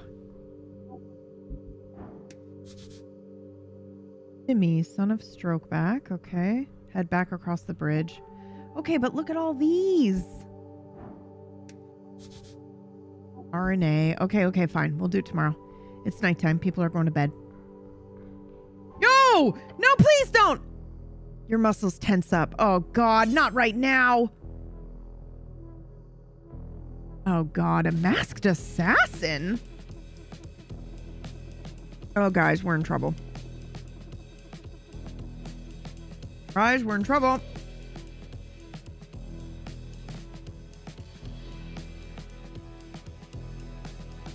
Okay, you hear the goblin say something to you. Dagger. Good at making holes in clerics. Okay. He doesn't need to raise his voice. You know the gravity of the word. Pain incoming. Oh, God. 11. We rolled initiative. We're in combat. Blood pumping. All of you ready for death. Okay. Snell gets ready to act. His eyes... Oh, wait. Wrong accent. His eyes quickly assess the situation. The goblin gets a hold of your garments and pulls you aside. In one fast tug, he's managed to move you a bit to the side. Not by much, but... Is it enough to save you from that blade? Let's hope so. This guy wants to kill you. Don't let him. Can't you just ask him to put the blade away? Oh my God. Oh my God. We gotta do Constitution. Attempt to regain composure. God damn it, we're using a broken fucking sword. 19, success. A deep breath. You close your eyes. It feels like a minute, but with your body's current bioperception, there's no doubt it's only been a few split seconds. And now you are ready to strike. The masked one is ready. The masked one immediately rushes forward, the sharp dagger thrust towards its target. Fortunately, the target you has been pulled aside by Snell, and the dagger misses you by an inch. Cleric, wake the fuck up! Exactly, Sawblade. What a perfect opportunity for that goblin emote. After the initial attack, the masked one goes in for another attempt. Your goblin companion jolts his arm to the side, and a thick string appears out of his sleeve. It's a long wooden cord with a pouch at its center, along with an iron ball. What? Yo! A loud thud explodes from the lower left hip of the masked one. Ugh! He squeaks. The goblin's bullet must have staggered him. This is your chance. Oh, Jesus. We don't have strength. We don't have intelligence either. Oh, fuck.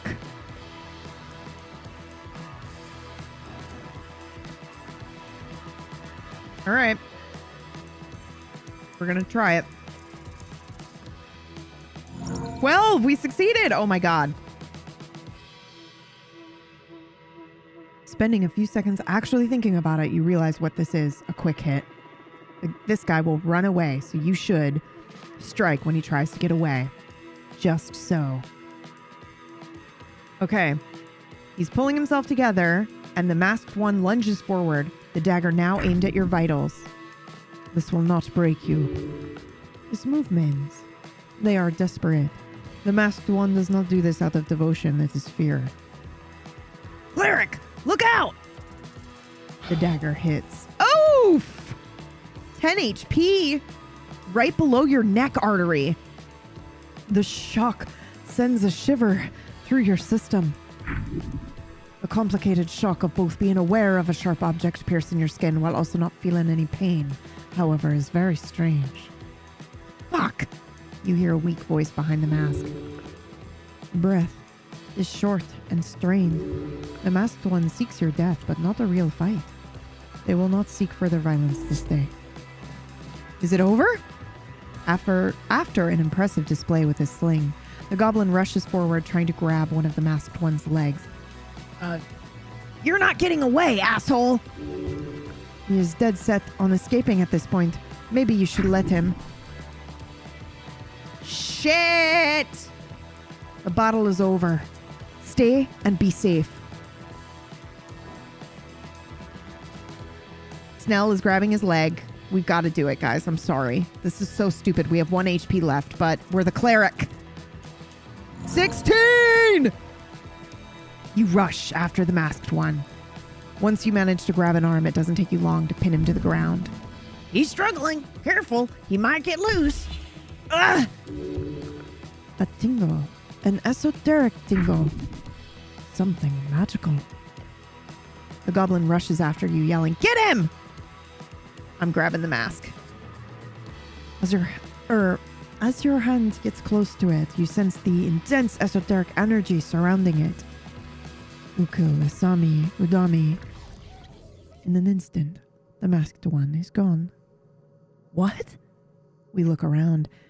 The goblin looks around as well. Invisible? He swings his head around as if fighting the air. But you had him. Shit! Was that teleportation? Most likely. There was something magical about him, I think. Nava, thank you! 53 months! Snell rubs his chin. Someone wants us dead. Or you, most likely. We must investigate carefully. Yep, another one to the list. Adrenaline wearing off. Beware. Everything is a bit wobbly. Oh boy. Cleric? Do you need any... He motions towards his neck. The location in which you were stabbed? You press a hand against your neck, right where you felt the blade hit. The area hurts, but more importantly, it is not wet. You will live. Fine. He got my armor. Really? Yeah. Adrenaline is fading. You feel dazed. Well, aren't you lucky? He says, taking a deep breath. I guess we're gonna need it if someone's sending assassins after us. Even incompetent ones like that. This bloodlust is something deeper. A devotion. What have you disturbed? Glance down into the abyss and move on. That mask was weird. Yep, gives me the creeps just thinking about it. Looked like some old ceremonial thing. Oh, thanks, Christine. Religious rites, sacrifices, cults. Cultists? These days, evil cults aren't a thing in Norvik. He gives you a snide smirk. If you believe the magistrates. He is implying there is a world underneath the city officials do not know or care for. Could also be connected with something below. He snaps his fingers. We should find a scholar to ask. I heard there's one on Waterlane, halfling called Snur. If we head by, I could have a chat with him. Who do you actually think sent that guy? No clue. Truth. The goblin knows nothing. But let's hope this guy's as bad at their job as that guy was at his. Why attack us, though? Great question. My initial guess, an enemy of Lady Sageleaf. He furrows his brow. Won't let an insult like that slide. The goblin's problem? Or yours? Death follows you, cleric. I glance down into the abyss and decide to move on. The ambient groan of Norvik's red rock echoes below. The river coursing around you, hugging you. You glare into the darkness, but you will see nothing down there. Your companion clicks his tongue. Oh, fuck this. They can't get away with that. Not on our streets. Look into his eyes and then give him a nod. He nods back. You stood your ground. Somehow. You live to tell the tale. The mask. It has a meaning. You need to uncover it. Snell checks around the crossing, a weary scowl on his face. Let's get out of here. Yeah. Jesus Christ, guys. I cannot believe we're alive, man. But we need to go to bed. So badly. We need to find an inn. Please tell me there's an inn. Drunk Sphinx, let's go! It was here the whole time? Oh my god, a bard. Look, I want to... Miss nearly. Another goblin, and this one is looking to escape. She works hard, but only in ways that improve her craft and her passion. I would love to talk to her, but we're dying, guys. We need to rest so badly. Oh my god, Vardis, yes, I love it so much. It's a lot of reading, but it's really good. You're not dying, you're already dead. You're right. You're right. Have you been playing it? Traveler, she's not settled here. Her belief is weak. She does not use it. Her religion is power. Oh, hey, we know her. Oh, shit, we didn't finish that quest. Fuck.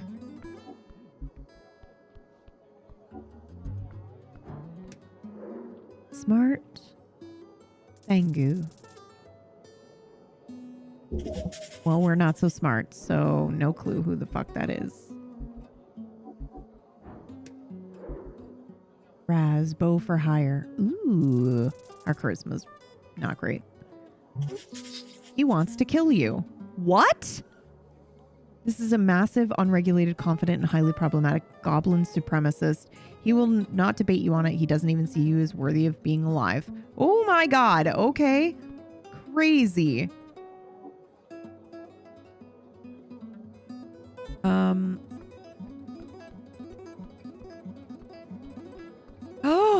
Oh my god. Whoa. Olzis, Vault Guardian. Oh my god. Are you kidding me? I rolled a 2. Thousands of years spent guarding a hole in reality. Remember, her perception is beyond your ability to conceive. For her, a day is a fleeting moment, unless you make it memorable. Wow. Wow. An old well. You approach the old well. It's dry and the very, very deep. Jump? Are you kidding me? That's crazy. If we had Featherfall, maybe. Looking down the well, you see only darkness. Is this a wishing well? No. I wish I was the greatest knight in all of Ascani. Nothing happens. Won't you look at that? That must mean you're already the greatest knight, right? Oh shit, I said that out loud? Fuck. We're not jumping down the fucking well. Are you kidding me? I need to rest, dude. We've got 3 levels of exhaustion and 1 HP. How do I get a knight? How do I get a room? Ooh. A jukebox. That's fun. Stairs up to Tolstad. Yeah, Vardis, I'm feeling it. It's a lot of dialogue and nothing is voiced. I wonder if one day they will do a version that is voiced.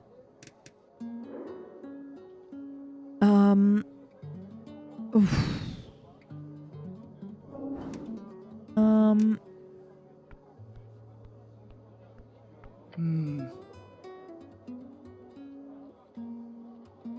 It would be something, I forget her voice, what we did for her. Something akin to 1,000 a month. Standard fare, really. Obviously, all of my proprietary deals would have to be included in that. Obviously. Which would make it more akin to double that price, at least. An orc woman places her cup on the counter and leans forward. We hope you'll consider it. The fiendish woman behind the counter gives her wide, sharp grin. Vera turns to leave and almost walks right into you. Oh, whoops. Cleric, lovely to see you again, but I can't stop to chat. Do swing by Water Lane later, will you? As the orc steps past you and leaves the tavern, you look over to the woman behind the bar. Oh God, please give me a room, lady. Please. Please. Please, we need one so badly. Money, money, money. This is what you get when the pragmatism of devilhood mixes with the dexterity of humanish fingers. A mint-making, crown-conscientious capital creator of the highest class. Entrepreneurship is about disruption. It's about seeing through the common clay and figuring out the hacks of reality. It's like magic, really, except it works on scale. Okay, but hello? How are you holding up? I'm okay. I'm feeling still under the weather, recovering from being sick, so I've been pretty sneezy today. But otherwise good. I'm really enjoying this game. It's very chill. It's a tiefling. Tiefling, a folk with demonic or devilish blood in their veins. Hey, Ratch. Have you played this yet? It's so good. Often have features such as horns, tails, red or blue skin color, and various esoteric abilities. Welcome to the Drunk Sphinx. What'll it? My good lord, a cleric! How lovely to see the city stop by. She gives you her full attention. Name's Rixbitter. I'll be serving you tonight. Oh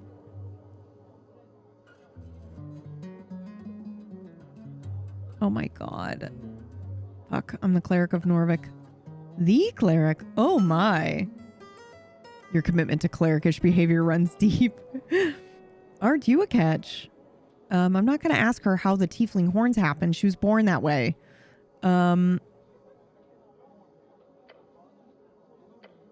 If there's anything I can do for you, just ask. I really badly... Oh, Snell! She exclaims as she notices him over the counter.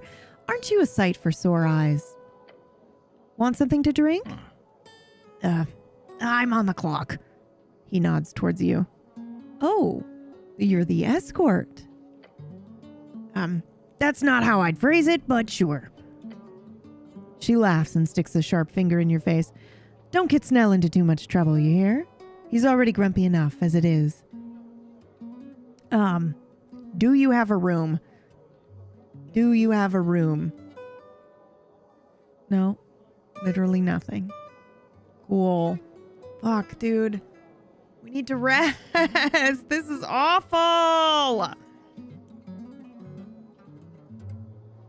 Is this just the tavern and not an inn? Does anybody know? I'm actually asking. Goddamn, dude. All right. We'll ask her some questions. We're never going to find a place to sleep. Are you two friends now? No. Oh, don't say that. You're hurting my feelings. There's tension here. You should mention it. I sense sexual tension between you two. Jesus. Okay, no. I don't think Snell finds you very attractive. Does Snell spend a lot of time in here? I'm going to say, does Snell spend a lot of time in here? You don't need to ask her. That's not relevant. He does, she says, ignoring his comment. Although this is the most convenient third place for the HWBT, so it's not like he's got too many options. We've all got wonderful goblin we could need. Oh, we've got all the wonderful goblin we could need here every night. Okay, well, I'm not going to make this situation worse. That's crazy. Tell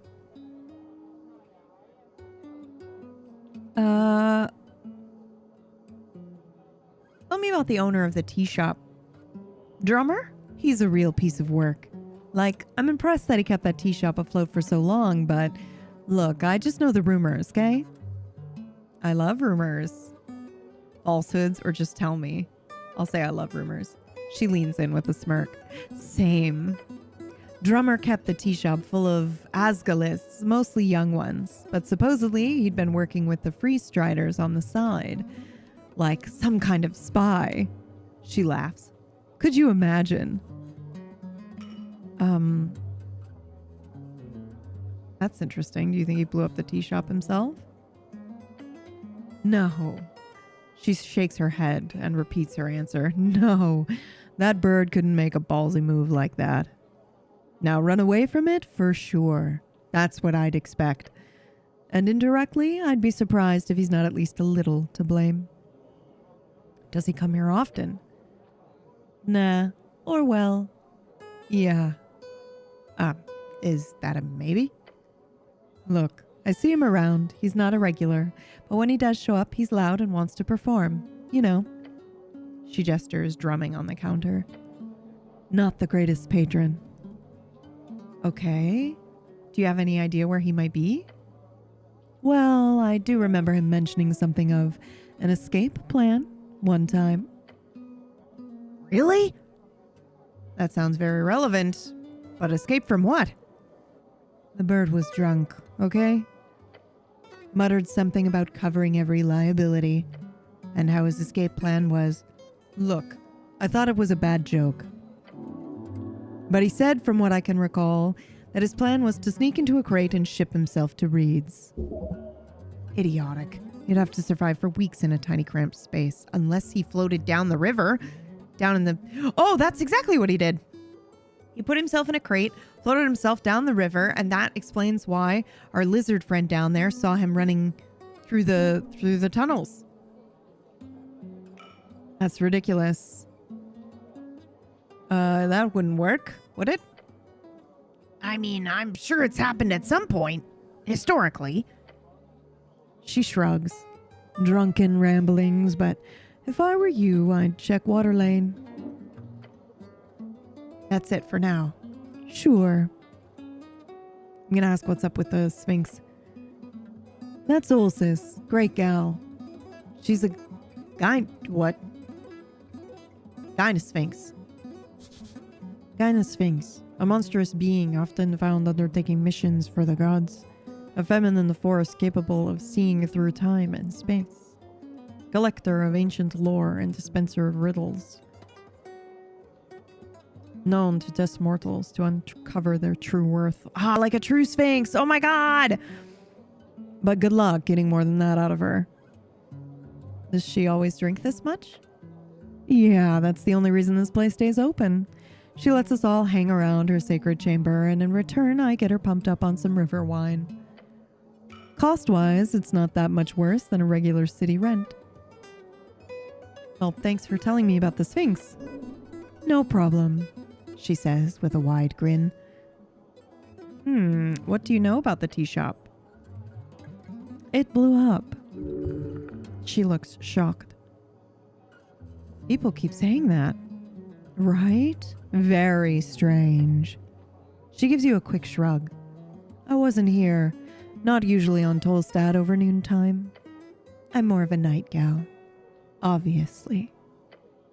So I'm not much of a help, sadly. I've just heard the regular. But I can recommend talking to the kid at the kiosk upstairs. His brother comes in here often, and I overheard him talking about it. Thanks. No problem, cleric. You know a man called Frank, son of Frank? Your question causes her to let out a hearty laugh. I'm so happy I'm not the one to have to ask that stupid fucking question. No, I'm afraid I haven't.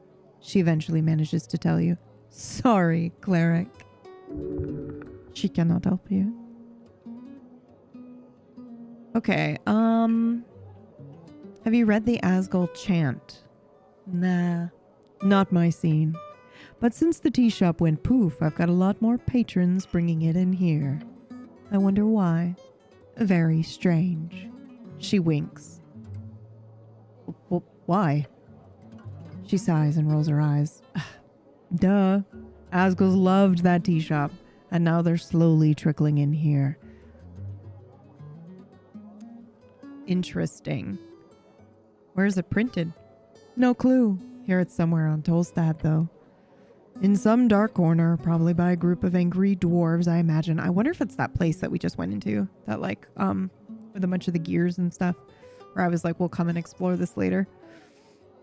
Do you know anybody who writes articles in it? She shrugs. A group of angry dwarves? Look, there's a reason why nobody knows anything about this damn thing. It's illegal. Whoever's printing it doesn't have a license, so the city keeps trying to bust them. It's sort of funny when you think about it. What do people think about it? That it's ridiculous. You've got the third largest political paper in the city and it's printed in the shadows. Nobody knows who the chanter is, and every article is signed off as written by a concerned citizen. It's very dramatic. But other than that, people either hate it or love it, depending entirely on their politics. Is it a magical newspaper? No, just a very cheap one, printed and distributed in mysterious ways. It's impressive. Agreed. And they've run it for like 2 years, I think. Crazy long time.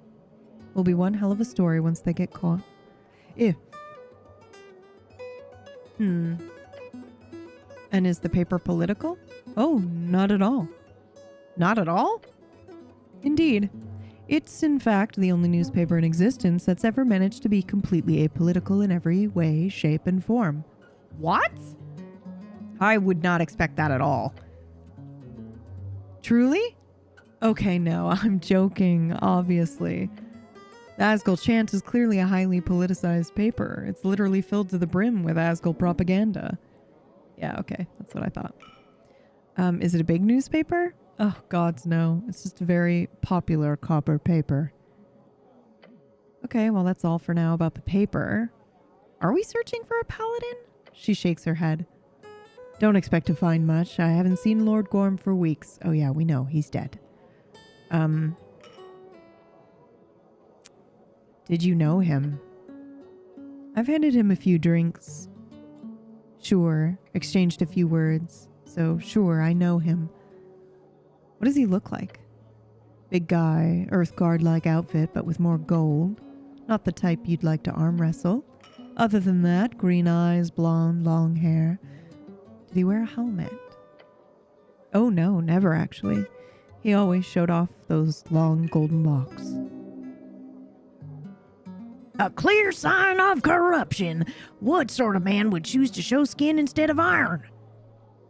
Guess his proclivity for vanity very much surpassed your own, cleric, she says with a playful smile. Okay, well, did you ever hear him say anything suspicious? She laughs. Look, drunkards say all kinds of shit. Can't read too much into it. Well, what did you hear? Mostly a bunch of ranting about how every single political entity in the city should be burned to the ground. Some typical pro-human slogans, you know the stuff. Oh, so Lord Gorm is a fascist. Got it. She laughs. Might be simplifying the issue a bit, sure. Thank you for the well, I'll say you know where I can find him. I hear all kinds of rumors, cleric. Either he's cracked under the pressure and started living as a fisherman or beggar on Water Lane, or he's died in the tunnels below, fighting undead abominations. Or he's jumped on a ship to Muletown. Maybe Lord Gorm wants to lead out into the infinite wastes through Toll's Pass. Either way, I don't think you're going to find him, cleric. But maybe there's some clues as to his fate somewhere here on Tolstad. Who knows? Thank you for the information. You're welcome. You happen to hear anything about masked assassins running around Tolstad by chance? No? That sounds like a cult.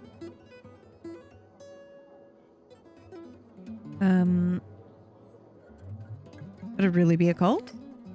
Wouldn't be the first, nor the last, probably. We had that death cult a couple of years ago that ran amok. What was it called? Blorg something? Blorg? Really? They were horrifying, I promise. Then there's the elemental cultists popping up every now and then, but most of them are pretty tame. Or at least they stay deep enough, underground, not to bother citizens too much. He laughs. And by he, I mean Snell laughs. And who do you think keeps them there? Oh, I know it's you. You give them one angry stare like that and they're running back to their burrows. There is some tension here, dudes. There's some tension.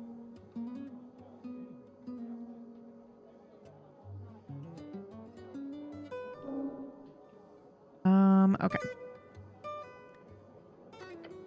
The goblin mutters something under his breath. They're trying to kill me. Oh no, that's not good. But I'm sure you'll be fine. The city's strong and eternal after all, right?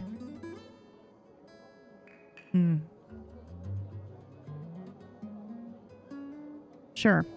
I don't want to say any of these things for the first time, but I'll see. They're actually quite bad assassins from what I could see. Oh, nothing to worry about then.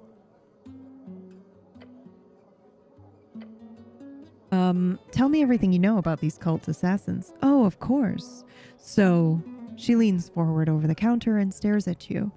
Your companion looks at her, then back to you. The fiend keeps staring. And I'm gonna wait. She gives you a serious expression and nods. Ah, so you don't know anything then? She claps her hands together. Okay, cleric, that's all I know. Thanks for asking, though. Okay, great. Now something else. Tell us about yourself. Please do dive on in, cleric. Anything in particular you'd like me to rant about? Whoa. What's your mother's maiden name? Holy crap. How do I get to the Undercoast? Tell me about your business. Are you devil or demon fiend? Whoa, Jesus. Okay. How did you end up here is way better. What the fuck? Oh, that's a long story. Oh, gods. I'll keep it short, as I'm sure you've got better things to do. Essentially, family from Heishi. Was born in Vorgeni. Raised in reeds during the worst of the revolution. Left my family behind and came here to start anew. Now I'm building businesses left and right. Bascan is wonderful land full of promise. I love it here. She leans in and smirks. Thank you so much for taking in an outcast like myself, cleric. She's too close. Tell her to back off. I do not answer for the Visa and Immigrant Guild is what I'm gonna say. Yes, I know. I meant on, like, cultural basis. Or, yeah, basis. I always felt very welcomed in Norvik. She's scary, dude.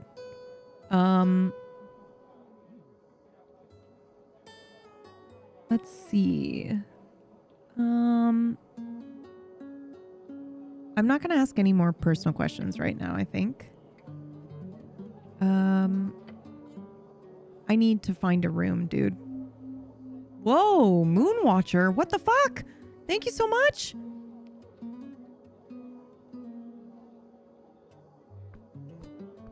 Oh my goodness. I appreciate. Thank you. I want to talk to this bard as well, but I can't. Let's see if we can't get a room. Gosh, I hope so.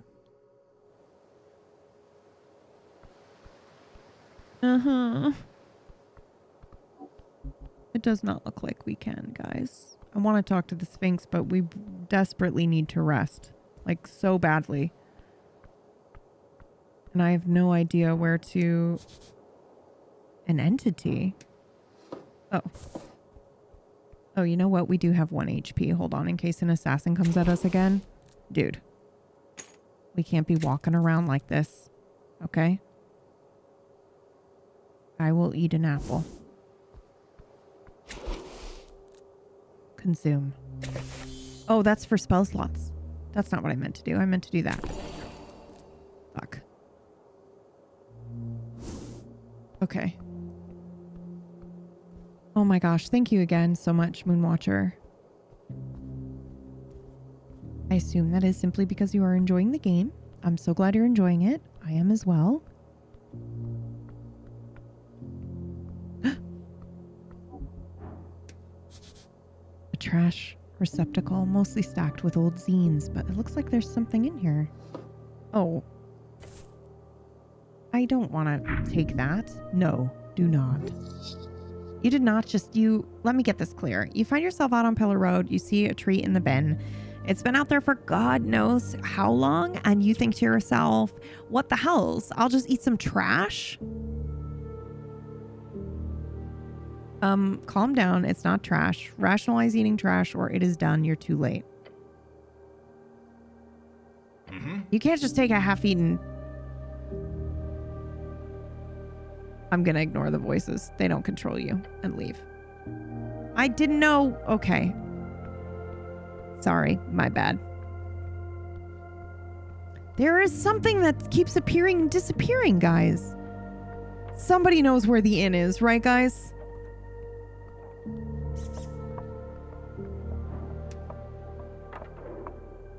Okay. Let's roll again. Nice. We got one more thing. Oh. Alphaz knows he's privileged and hates it. His ideal clashes with his blood. Okay, listen. We gotta talk to him. About the rally. What about it? I spoke with Agent Vera. Really now. And what did the brute say? A dwarf respects force. Stand up to him.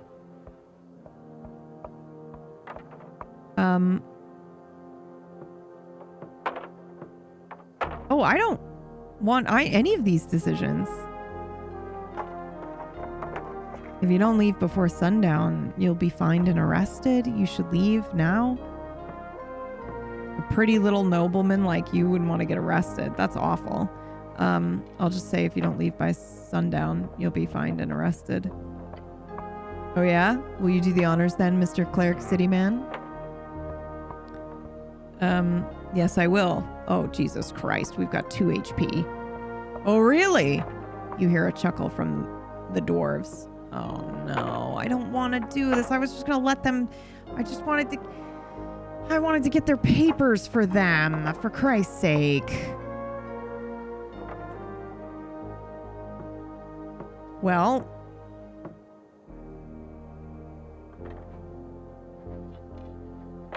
fuck it. The dwarf growls at you. Good luck. The goblin takes a step back. Oh, shit. Honestly, it's not going to matter too much, but you should probably try to take the initiative here. The dwarf can respect you, but only if you win here. Fuck. Guys. We've got 2 hit points. Fuck. As you reach toward him, attempting to grip his arms, a good grapple should put his ambitions to rest. The dwarf meets your assault head on and meeting your arms. Oh, sorry. The dwarf meets your assault head on, meeting your arms. His calloused hands wrap tightly around your chainmail. Stand down, city man, he screams, inches from your face. That is the perfect use of that new goblin emote. Thank you. He attempts to overpower you, pushing you backwards. Scrawny human, who do you think you're messing with? Get him, Alphaz! His men cheer. Stay strong! Prove your manhood! What are you trying to accomplish here, cleric? Your answer could determine everything. Ooh! To put you down a peg, blue blood. My job, I'm keeping the law. Bro, I'm saying it because we know he hates it. Do not call me that! The dwarf towers over you in spirit. What will you do? I'm gonna say nothing and don't let him overtake us. We're exhausted. So this makes the DC a lot harder. We've got 2 HP, bro. If he punches us, we're done. 18. Oh, we got a 17. The dwarf tries to push you to the side. You almost lose your footing. This guy's strong. You hold on, though. You hold on. It keeps going. Get ready for the second assault. You have to hold on. The dwarf pulls his head back. Oh no. Get ready. Oh god! Death saving throws, bro! Ah! Oh, holy shit, dude, that was so close. What the fuck? Like a brick. Barely conscious. Holding on. You're wearing a helmet, yet his head appears harder? Amazing. Dwarves. Fascinating creatures. Are you done, city man? Okay, what will you do now? I'm gonna keep holding out, dude. God! We failed! The dwarf groans and pushes forward. What's the matter, Mr. City Man? You getting tired? You feel your muscles fail you. Soon this will be over. This will be the final attempt. Both of you are worn out. The dwarf roars and squeezes your arms. Ah! Nat 20. Come on, baby. Come on, baby. Oh! Through the chainmail, it feels like daggers digging into your skin. He's got a deadly grip on you now. One more round of this and you're out. Finish this. I've got you now, boy. Third tries the charm. You will earn his respect, but only if you succeed here and now. Do it. Oh my. Headbutt the dwarf? Oh my god, please, of all the time, please nat 20, please nat 20, please nat 20. A 7? Oh god, we failed. He attempts to break your resolve through a deep growl. You reach your head back. The dwarf squints. He's preparing to get hit. Slamming your head forward, you hear a deafening noise. The sound of metal against stone. This fucking metalhead! Dizzy. Weak. Your legs! Oh no! They give out! Oh my god! We're gonna die, dude. No! No! I can't handle it. You find yourself moments later with a hairy Asgul dwarf standing over you with a grin. You alive, Mr. City Man? Take a little tumble, did you? Laughter fills the amphitheater. You get up horribly embarrassed. Anger and emasculation causing everything to go numb. He's humiliated you. Good job. You can still try to talk to him. Are you ready to talk now? Groan in pain. The other dwarves start grumbling among themselves. Hey, he says, leaning in. What do you expect me to do, huh? The boys are counting on me. He's standing here for pride and nothing more. It is only good for the cause and for his men if they leave at this point. You must show him the truth. As terrible as it is, leaving is the best option for these activists. Go ahead, they're not dumb. Snow whispers to you. They'll listen. Just talk. Okay. Oh my god. Come on. 18, baby. 18. Oh my god, a nat 20. Oh! Oh! You search the possible things you could say to narrow it down. The dwarf is clearly in a sensitive situation. He needs to appear a strong leader, one standing against tyranny. You must show that you are on his side in the battle against oppression.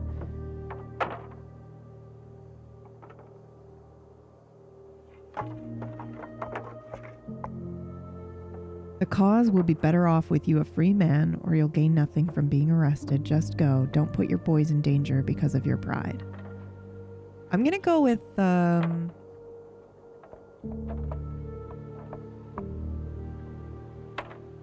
gonna go with number 1. The cause will be better off with you a free man. As the dwarf listens to your words, some of them scoffing, Snell steps in. Look, he's a city schemer like any other, but right now he's talking sense. Surprisingly enough. You see You see thoughts starting to swirl behind the dwarf's dark eyes. He turns to his companions and raises a hand. Boys, we're leaving. Disgruntled as they are, none of them complain too much as they pack up their tools and grab their green banner. Before setting off, Alphonse gives you a stern look. You're a strange lad, but I see you're nothing like her. If you want to do some real good on Tolstad, then join us. Find us down on the crossing. He nods and walks away with his band of unhappy dwarves. Finally got rid of him. Phew. Let's go talk to the orc again. Oh my god, I just want to sleep. Does anybody know where we can fucking sleep? Jeez, I hope it's not back down here. Wait, what's this? Oh, no, I don't want to take it. Nails beware. Advantage on situations where you might need a hammer. Okay. It didn't say that it was like a named object or anything. Should we go back in here? Down to the Lich House? I don't want to sleep in here, but if I've got no choice, guys.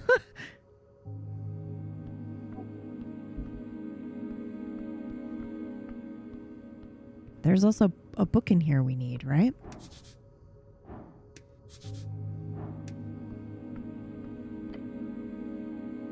You flip the tome open. We do not understand the language. Right, okay. Don't complain, Snell. This is important research. Take a breather. You do your research. Okay, we can't read the tome at the moment.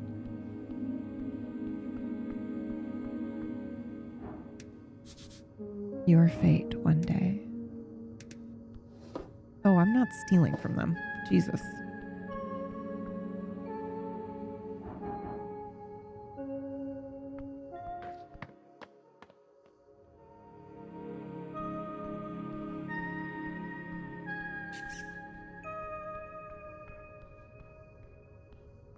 Yeah, and there was something about this down here too.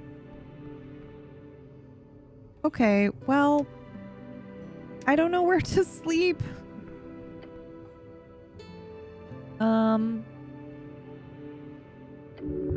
I will try. This is the same dialogue as before, so we're going to try to heal ourselves. Disadvantage, we're going to fail. God, we've never succeeded at this. Jesus. Okay, well, we got healed even though we failed, but there's something that we've missed. So I am going to go ahead and pray. Oh. Whoa. Interesting. Contemplate your fall into the river. It was not an accident. You are not so clumsy. But the question here is not why you fell. The question is, why do you live? Yeah, I'm contemplating the Lich House. They do not tell you the whole truth. There are deals in the background you are not privy to. Tread carefully around the pale man and his 4 helpers. Interesting. That's too bad because I really love the alligator guy. The Undercoast elf is a good woman. She holds many natural friends in this unnatural place. If you wish to seek the green path, then be nice to her and her friends. Perhaps one day you will join her. No, because I ripped the fucking mushrooms out of the pot. God. I contemplate the assassin, attacked from below, but you feel no worry, for the danger is but a misunderstanding in your mind. The answer is deep. You know it all too well. It is listening, as always. I contemplate the missing paladin who we now know is dead. He was last seen here on Tolstad. Many know of him. If you find him, you will surely be rewarded. I'm going to contemplate the Star Witness. One strange detail. A fake name. A man in yellow. Follow the trail. A bird folk on the run. His shop is in ruins. What sort of business did he conduct here? Contemplate the Dragon of Tolstad. The famous goblin leader. Her reach is sharp, her gaze strong. She wants you to investigate the tea shop and report to her. The content of that report will determine much. I contemplate the Pillar of Yore. Go deeper, meditate, learn, and study. And I contemplate the activists that we ran into. They are young and brash. You've been there. But both sides want what's best for their city. Perhaps that is the solution. Contemplate women. They exist. They prosper, and you will not have one. For they are not yours to have. Though there might be some who fancy you, if you show yourself to be a good man. Or bad, if you want the baddies. Okay. Well, I'm done here. Guys, I am truly at a loss. I have no idea where to long rest.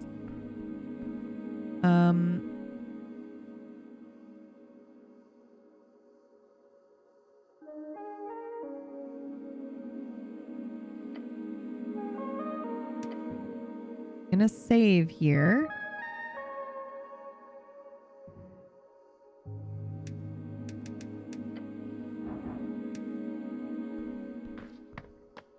I'm tempted to look it up, but I also don't want to be spoiled on anything.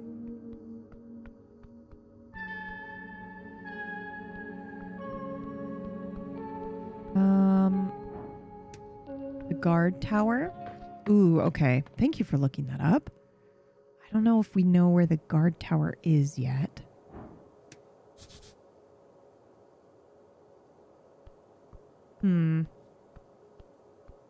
There's an in-game map. Oh. She's back.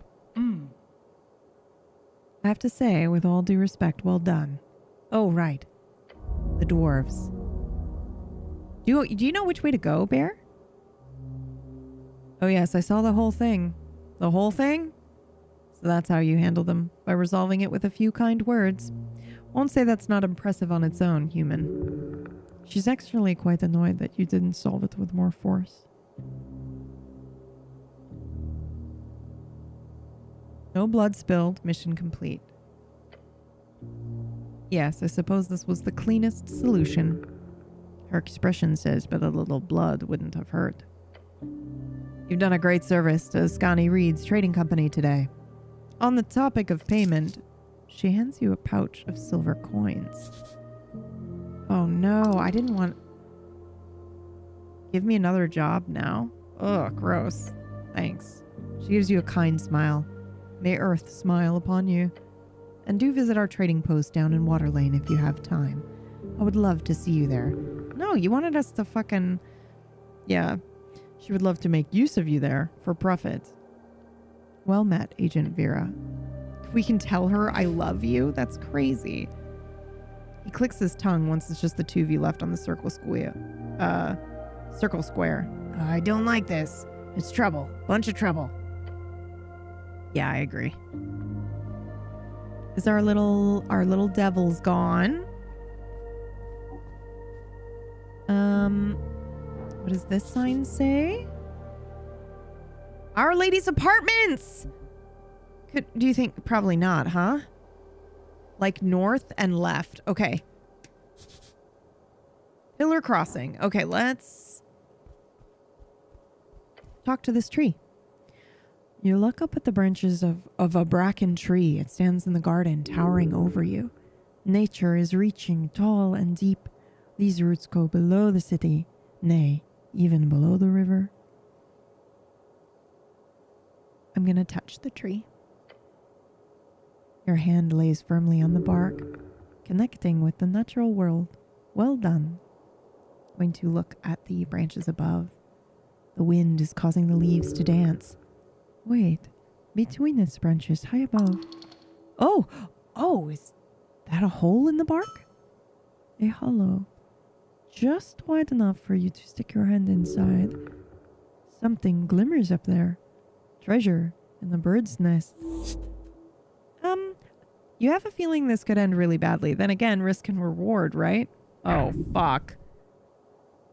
Oh, no. It could cause great physical harm if you fell from that height. And heights are scary. Fuck. Why did you have to do that, Snell? I'm not going to tell you what to do, but I suggest not doing that. For fuck's sake, you guys. You look away, not worth it. Good boy. What? What? Okay, motherfucker. Let's put our fucking dexterity cloak on. All right. Let's put... Oh my god. Why are we like this? I don't know, dude. I don't know. Okay? I don't know. I wish it wasn't this way, but it is. All right, we're going to see if it'll let us do it again. Oop. We're going. Okay. Like a birch, but thicker, made by primal forces of Ascani. The bracken tree originates from Ilum Forest, and it is today a major export resource in Ascani. It is quick to grow and flexible in its usage, and the forest is the great woodland covering most of the border between Ascan and Reeds. It is the domain of the Ilium Elves. All right. Okay, here we go, guys. This is so fucking bad, dude. Oh, yes! Get up there now! Oh, fuck. All right, we're gonna try. This is so dumb, dude. We've got 5 levels of exhaustion? Oh, no.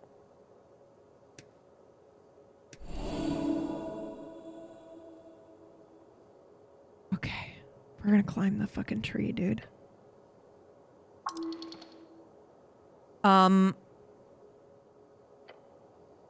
Please get down from there, cleric. Holy shit, dude.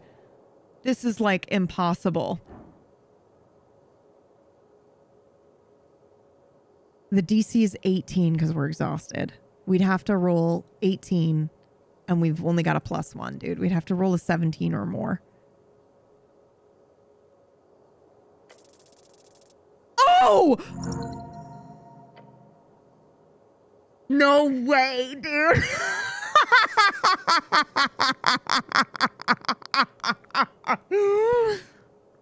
Wrapping your body around the trunk, you lift yourself up. The bark is rough enough for you to get a pretty firm grip despite the vertical nature of this feat you're attempting. One foot and hand movement after another, each holding on to dear life. You take a deep breath and reach up, finally getting hold of one of the upper branches. Dude, it's the 17% chance. It's the same thing from when we did our playthrough, right? Of Disco Elysium.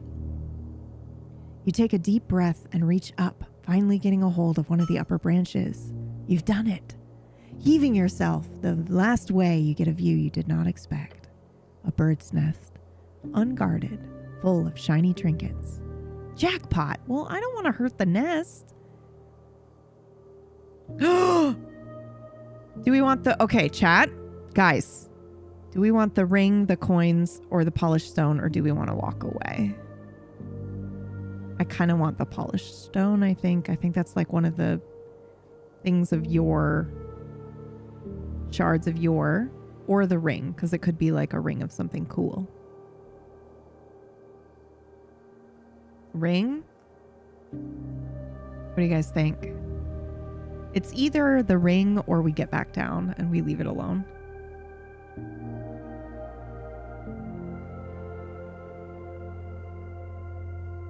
It could also just be a stone. It could be, but it's polished, implying it means something to somebody. I'll grab the ring. Ring of protection. Stop. Silverware of the finest kind with a black stone at its center. Oh, got it. Let's just grab them all. Oh, no. The bleached white and polished rock doesn't look too valuable until it's in your palm. You feel the tingle. It's magic, baby. I'm going to leave the coins, guys.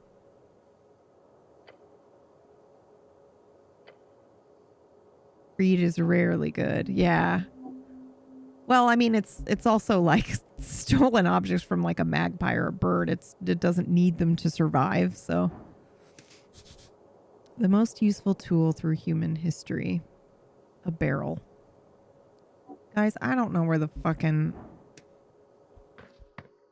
I don't know how to get to... I just want to save the game and go to bed. I just want to go to bed. Can I even go this way? Go back. Okay.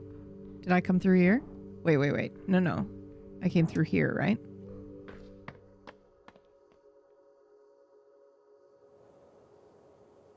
This way? Back up here?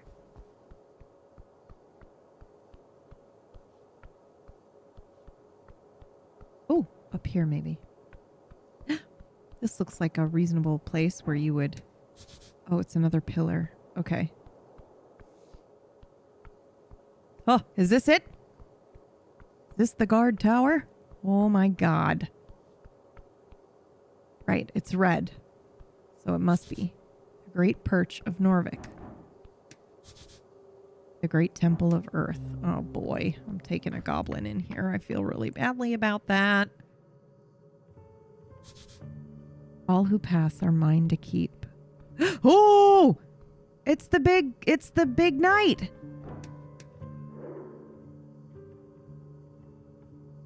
The duck. A dark iron can of a man sits alone on the temple steps, his face obscured, an axe strapped to his back. A thick axe. Heavy. His armor is empty. Oh, Jesus Christ, that's horrifying. I have some questions, good night. His helmed head is slumped downward slightly. He is not really here. Oh, is he like... I'm just gonna stare at him. No response. I'm gonna wait. A metallic scraping noise fills your ears. The knight is moving ever so slightly. His head turns. Within the slits of his helmet, you see the faint shimmer of a bony face. Your name? Soldier. His voice echoes out into the open chamber. Pure dread. I'm Bragan. The knight's head slumps once again. Speak your mind, soldier. Are you Lord Gorm? No. Damn. I was hoping you would be.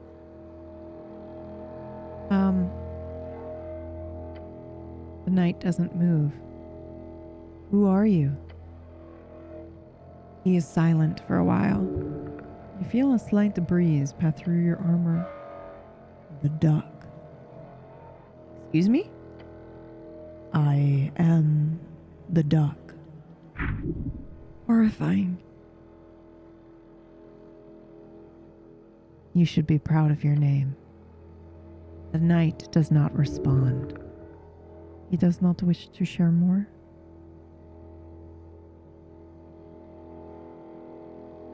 How do I open the gate downstairs? I have the key. Oh, can I have it?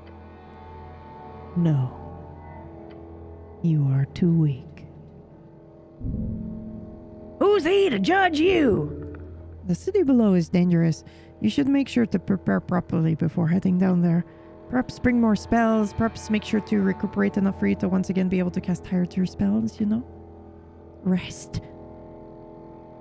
The city below is darkness incarnate. Do not tread without care.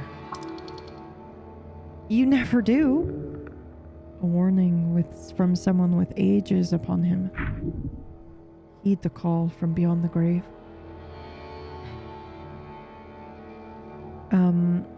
Whom do you serve? I serve, he says, trailing off. Radiant. Once again, he turns to look at you, the darkness within his helmet seeming to reach out towards you. As if grabbing hold of the very air, you feel everything growing cold. His dark soul is reaching out. This creature before you is neither human nor alive. I serve nothing. Lie in the truth at once. I cannot ask him about the tea shop, dude. He's way too cool for that. I also can't ask him why he's loitering here.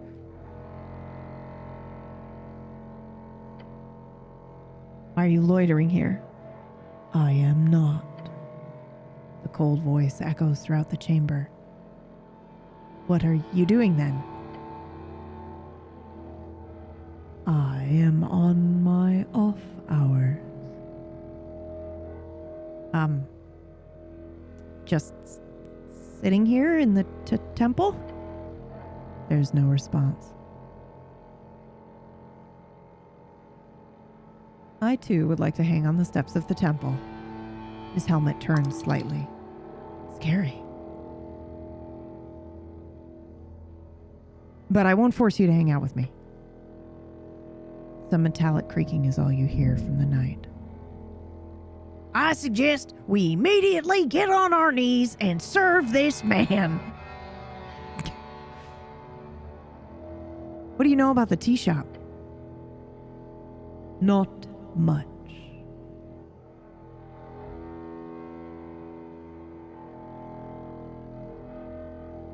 We already asked about the man in yellow, didn't we? He goes silent for a while. A man passed through the halls below. Civilians do not pass there. Past the crypt entrance, through the goblin's domain, into the southern caverns.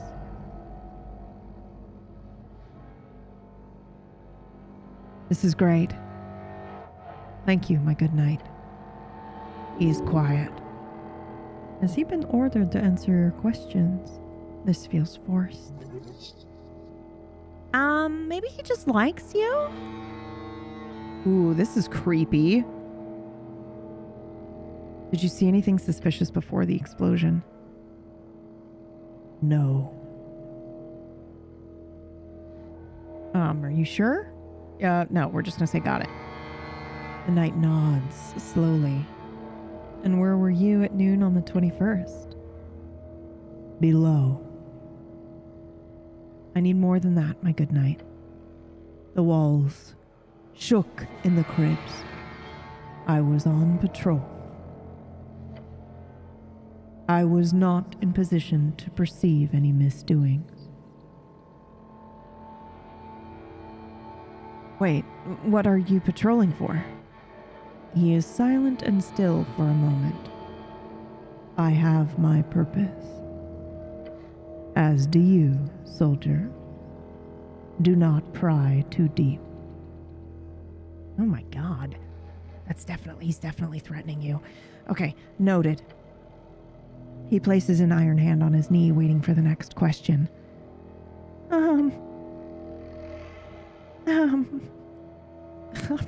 Where'd you get that cool armor?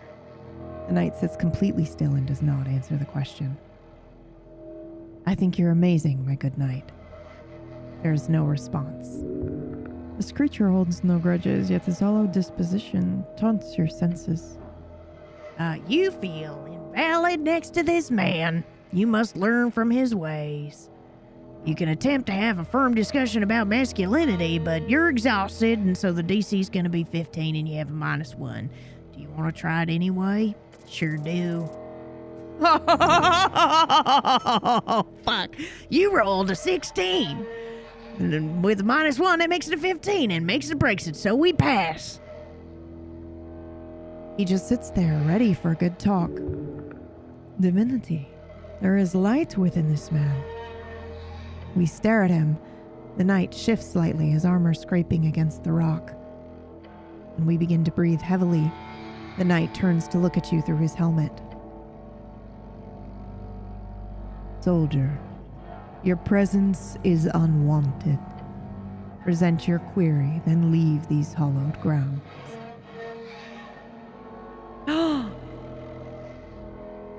Are you a cleric? No, he says. I am a warrior. Oh my god, do you know magic? Yes.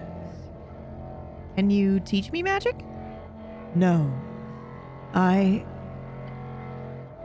He mutters to himself. I do not have time for that. Do you have any spell scrolls I can have? The knight slowly grabs the scroll out of his pack. No fucking way, dude. He tosses it to you after a moment of deliberation. A spell with power. Memorize it, soldier. Yeah, I already did. He lifts his head. The darkness through his helmet focuses on you. No, soldier. Memorize it. I told you I already did. Point at your temple. I'm quick. You. The cleric here is a bit of a monster when it comes to magic, from what I understand. Oh, sorry. The cleric here is a bit of a monster when it comes to magic, from what I understand, Snell says. The Dark Knight nods, then lowers his head. You have earned his respect. Good. Your ability to memorize spells instantly is an incredible talent. He should be impressed. How does one become a true warrior? A warrior. The knight places an iron gauntlet upon his knee and leans forward. A whispering wheeze escapes the slits in his helmet. Serve. Until the coast falls in on itself, until Yor breaks the veil and every god rips and tears our reality into shreds. Serve well. Serve loyally. That is what a true warrior does, no matter what. The wheezing stops. Your companion gives you a horrified glance. Right. Thanks. He nods slowly. He lifts his hand and clenches it. Now quick. Ask him while he's got his guard down. Wait, who do you serve again? Viskin. Of course he does. He moves his head toward you. No, that is not. Viskin, the mortician. Bro, the chills. I have chills. This is one of the four. With a sudden force, the Dark Knight slams his axe to the ground. Darkness creeps through the hall within you. Do not speak of that, soldier. And I'm just gonna fucking nod, dude. Holy shit. He returns to his still position. Do not. Citizen. And I'm gonna fucking leave. That was horrifying, dude. Are you kidding me? Can we sleep here? For the love of God, can we sleep here? Exit the temple upstairs to the right. Okay. Holy shit, that was crazy. That was crazy.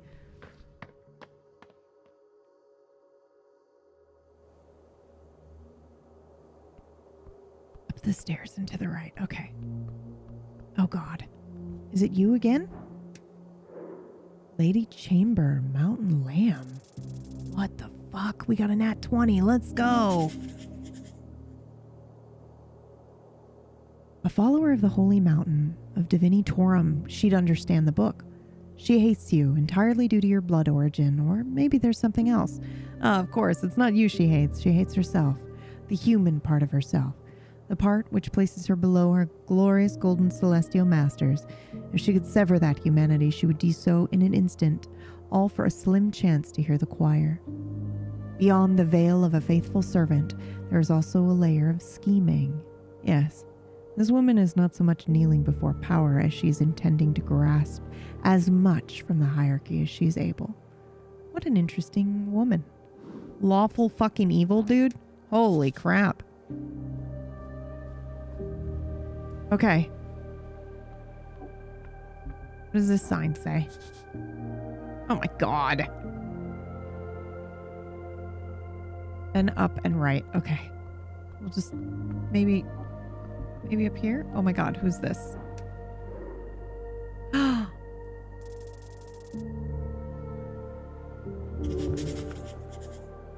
Elf. Sorcerer.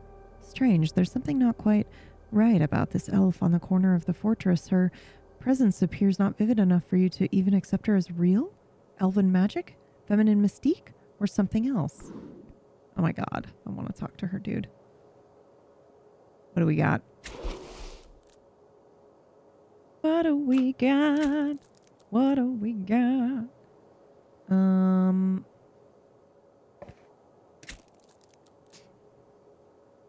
Okay.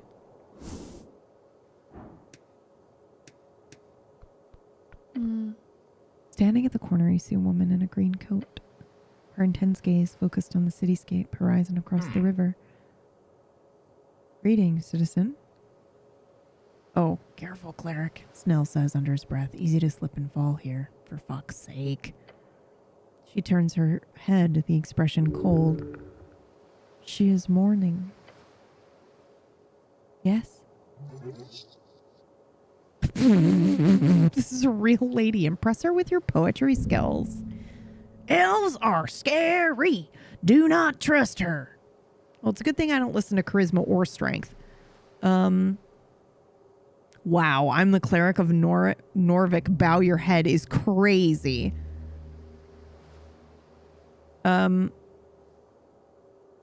Holy shit, dude. Oh, no. Sorry. I thought we were telling her to bow her head because we are the cleric of Norvik. That is not at all what it says. We just introduce ourselves and bow our heads. So that's what I'm going to do. She breaks eye contact, once again facing the river. Oh. Gained item, Shard of Yore. Cleric, more like you. Gained 45 experience and call me Pina. Tervehdis. It's as if she's searching for something. A dead elf longing for the sea. What are you doing here? Waiting. Forever. She's anxious. Waiting for what? She looks up to the pillar of yore. And we actually already clicked that and read that once before. I don't know why it's showing me to do that. I can help. Me, I do that. Okay, I have a friend in need of help. That's extremely ominous. Elf is quiet. I mean, I can try to help. She shakes her head. No need. I've caused enough trouble as it is. Please, I want to help. The elf is quiet. Oh my god. Oh my god. We're gonna roll a 20, so it's fine, right? We didn't roll a 20, but we still succeeded. You feel a surge of confidence. There's only one way to make her give you this quest. Prove your heroic qualities. Do you know who I am? The elf does not respond. I am the man that will save the world one day. The elf turns and looks at you. If your friend needs help, I'm the guy to do it. She stares at you for a while, taking you in. Then she gives you a little smile. Success! What is the quest, my fair lady? She looks away once more. There's a paladin, Lord Gorm of Norvik. Oh no, the missing paladin. She nods. He's a city paladin. He's lost his way completely. Is he here, on Tolstad? She glances toward the pillar, her look is stern. He is close.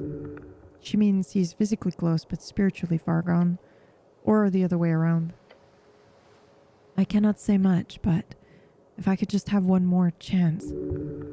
She holds back great anger and sadness. If you can find him, Ragan, tell him. Tell him sincerely and with all of my heart, he can go fuck himself. The tone of voice is like the shriek of a banshee. She knows you too well.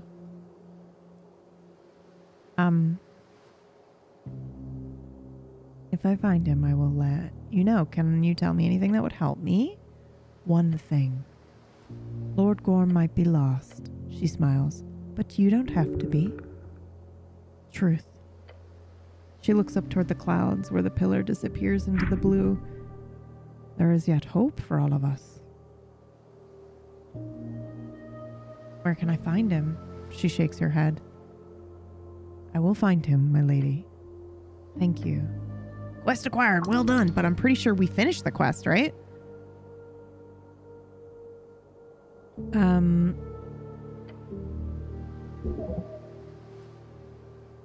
Ooh, her full name is Pina Athena. Pina Athena, translation of the Mend, an elf of Ilium Forest. Interesting. Athena is an elven title granted to those related to Ilium the Mender. Her words ring hollow as if she's not really there. What do you know about the tea shop? Sad. What happened? I agree, a tragedy. Tea shops are sacred. Elf does not appear to even listen to you.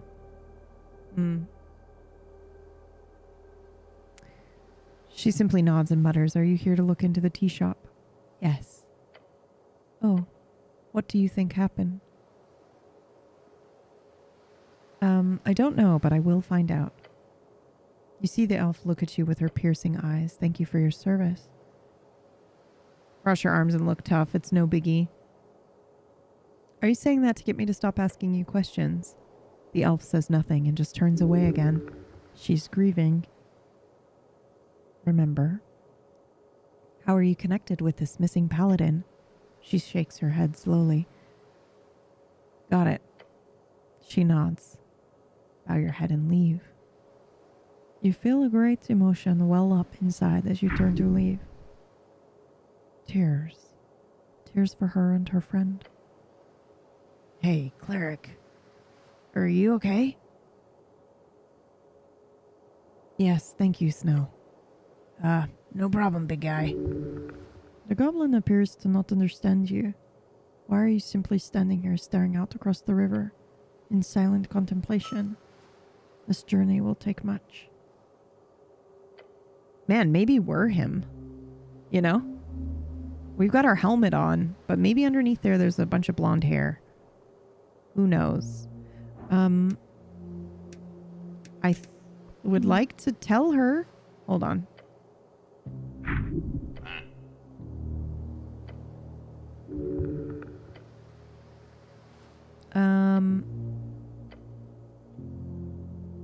I mean, we have this, don't we? This is so bad, dude. Mm-hmm. Can we talk to her about that or no? Okay.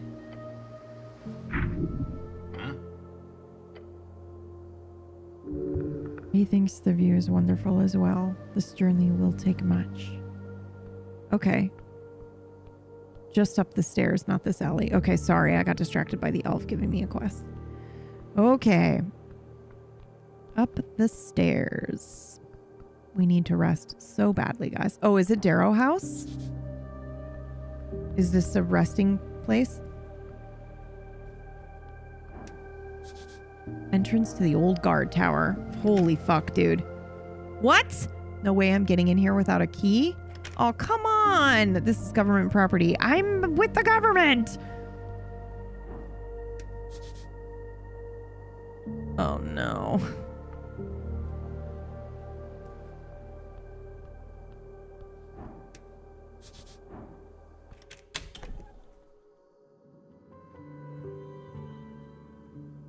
Please take off your boots. Okay, I cannot do that. A knightly helmet. Must be a leftover. Take it. No, I'm not. Whoa! A tear, city sworn angel. Guys, I'm gonna lose my shit. This game is beautiful and magical, but holy shit. I just want to sleep. I'm getting aggressive now. Who the fuck are you? I need to sleep.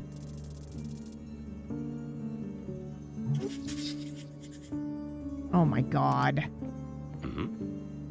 At the top of the stairs, you see a man, placed upon his silken throne. His well-groomed face lit by a single bulb candle, but he does not look at you. Instead, he folds his copy of the Norvikian Post in half and sighs. This is the biggest newspaper in the city, founded over 50 years ago. Nationalist aligned. Anyone or anything that matters in Norvik will be written about in the Post. Won't you look at that? It's Coin Lord Darrow in the flesh. Don't make you mad. This is technically your boss. You hear about this? The man slaps the newspaper. Asgalist opportunist strikes in fear in Silker's Guild, he reads to you. Then he lowers the newspaper and mutters, 9,000 crowns in damages. Oh, damn, that's like 2 years' salary. He looks annoyed and impressed at the same time.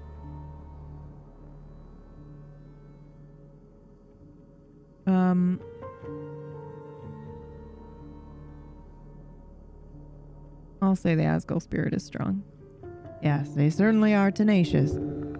His eyes, he's reading you. But what can you do?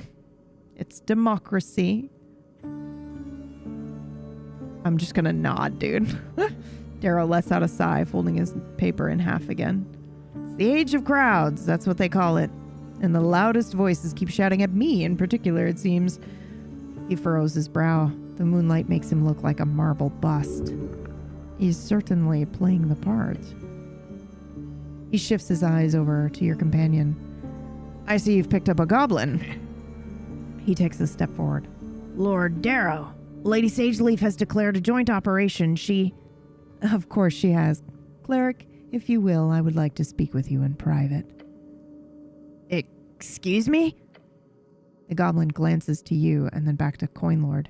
Seriously? Oh, shit. Obviously, we're saying Snell is allowed. He's with me. I can see that. Now, if you please, he gestures towards the stair. Your services are not needed at the moment. Thank you. Snell lifts his head into the air. Uh-huh. Tension is killing you. Do something. Don't piss off the goblin. You want him to watch your back. Snell would appreciate it. Oh, sorry. Snell would appreciate it if you stood up for him. There's no real good option here. Someone's gonna get pissed. Stand up for Snell.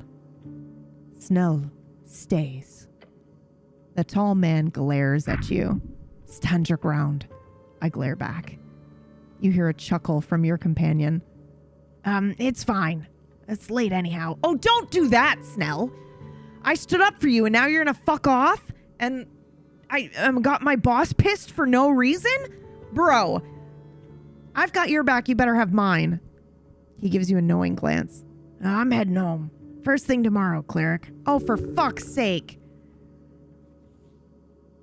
The tone of his voice gives it away. He respects you a little bit now and gives you a quick nod, then turns to leave. Oh my God. The Coin Lord glances out the window and remains quiet for a moment. I feel compelled to ask. Once you hear the door closing behind Snell on his way out, he continues. How was your meeting with our dear goblin chieftain?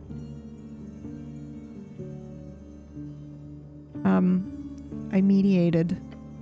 Good man. The Coin Lord then looks at the time, exclaiming, and you're early. Good. The party meeting finished up before midnight for once, so this is excellent timing. His jaw tightens, then loosens. You notice a ring on his finger, and it looks esoteric. I must apologize, cleric. Tossing you around as a pawn in this regrettably political game of ours isn't something I had hoped for.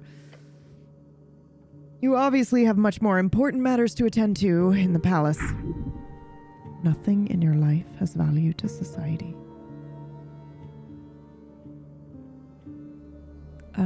I'm here to protect the city, my lord. Good. I'm pleased to hear that. First things first. I'm obliged to offer accommodations during your stay here on Tolstad. Thank fuck, dude. It is customary for clerics on a job to be given free housing by their employer. You may stay in the old guard tower. The Coin Lord tosses you an iron key. The key will get you access to the tower. The tier uses one of the floors. You take the top one. Thank you for housing me, my lord. No need to thank me. It's entirely customary. He shuffles about, looking annoyed for a moment. Now, about the incident. As soon as the fires were put out, I had a city engineer inspect for structural damages. He speaks of the tea shop. Once it was cleared and no casualties were reported, I shut it down. I heard something about a fireplace incident. He waves a hand through the air as if swatting a fly. A white lie. The reason why we've been so very careful with this whole ordeal is simply because we do not want to cause more strife. We've got enough of that already, Earth, pray tell. Suddenly you see how very tired this man is. And his breath smells funky.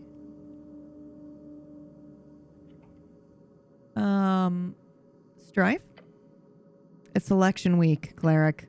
We've got illegal rallies, copper presses full of lies, and a populace ready to tear their neighbors into pieces. If the city is to survive, we need to play it safe. He rubs his eyes. Then we've also got a tired old Lord Patriarch who hasn't left his villa for years.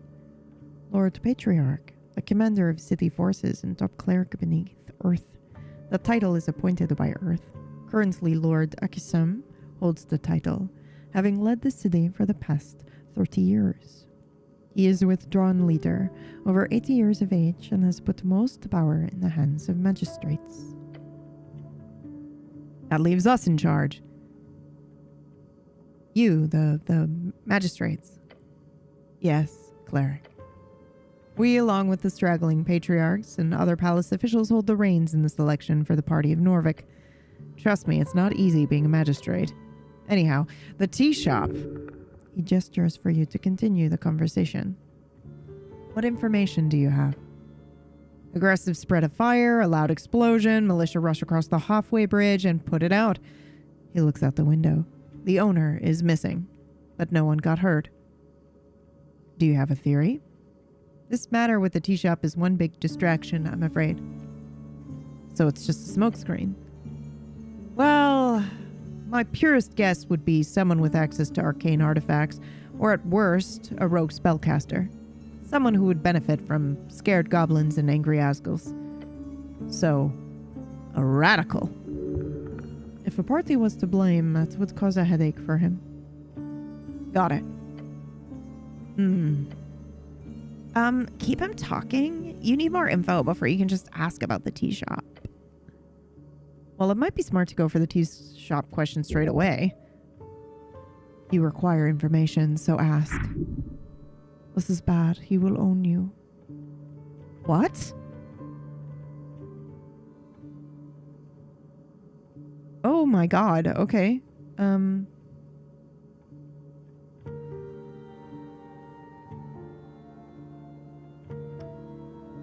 I need access to the tea shop. Interesting. He mutters. His eyes. He's thinking of making a choice. The goblins are not the only ones with eyes on our scorched tea shop. In fact, I've been advised to simply ignore the whole thing. To just let it go. Perhaps. Yes, perhaps or perhaps not. Sageleaf is insistent. He sighs and looks out the window. I'm in a difficult position, cleric. Do make it easier for me, will you? And how will I do that, my lord? He speaks with a projected voice and says, I want to be able to trust you. I am... He interrupts you, continuing, trust that you'll be able to keep this on the down low. He fears something about this tea shop. That if anything unseemly were to be uncovered, you'd of course keep such things from non-city affiliated factions. The coin lord speaks with a speed you're barely able to follow. Do you understand? That is not a question. That is a demand. Wait! This is your chance to stand your ground, turn the tide on this fucking convo. He's trying to steamroll me, right? Yep. You gotta catch up. No, just accept it. No, dude, we gotta attempt to catch up. Oh my god! 17! So close! You close your eyes. You listen now, you big buffoon, you. You've got approximately 1.5 seconds before this wordmancer takes control of the conversation again. It's time to shoot your shot. Shit, you can't think of anything, can you? Nope, not a thing. Well, good luck to you then. Wait, what? What do you mean? You're on your own now. You're not gonna help out? No way. The whole thing's fucked. So what do I say? No clue, but you've been standing here quite quiet for the last 30 seconds at this point. So it's time for you to open your eyes. The magistrate is reading his newspaper. He has now lost all interest in serving your strange behavior. He glances up. Oh, you're finished. You started breathing funny, so I assume you needed a moment. But it's fine. It's not like I'm busy or anything. Anyway, about the tea shop, I need reassurance, cleric. Reassurance that you won't oppose the official city narrative. Swear on it, cleric.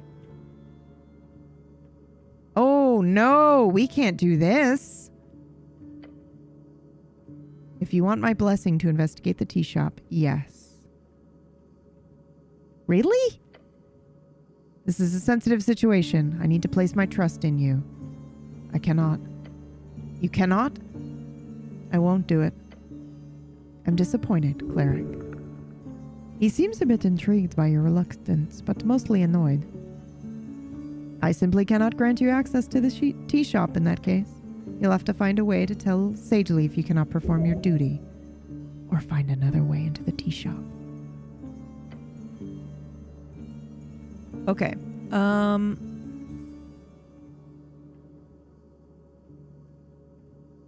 If the goblins hadn't pushed for it, would you have sent for me?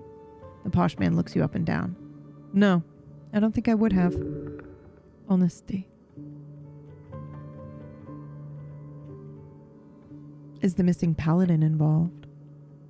Is that what the papers call him now? He laughs. Lord Gorm has been missing for weeks, so I'm afraid the timeline doesn't quite add up. He shakes his head. If you find him skulking about below, you can ask him anything you want. Just let him know he's been kicked off the campaign, okay? He sounds pissed. Paladins would often delve too deep into the tunnels below Norvik. It's tradition, really. If you find him, perhaps there will be a reward.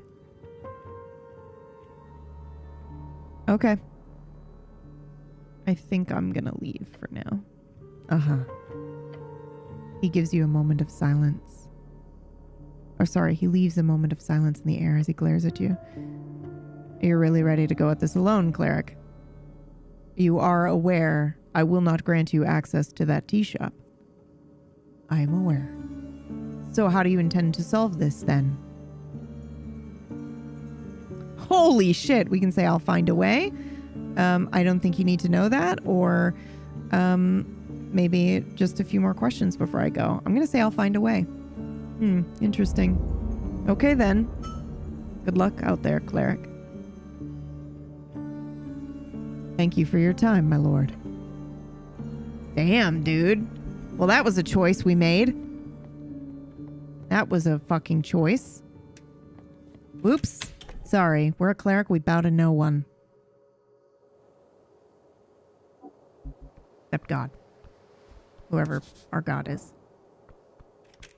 Holy shit, we can rest. Holy crap. Oh my God. Oh. What are these? You look over the thick pile of documents, each adorned with the symbol of a fish. Do you see the size of this pile? It'd take hours to get through it all. Oh. Okay. I'll leave the ledgers for now.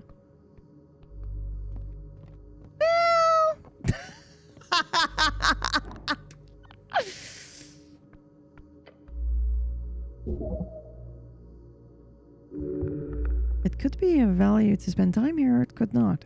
You could spend an inordinate amount of time sorting and investigating these documents. A conundrum. Ooh. I should look at the top documents, the ones simply called as goals. Spend 90 minutes. I'll check the massively complicated bill of sales. What about the old ledger?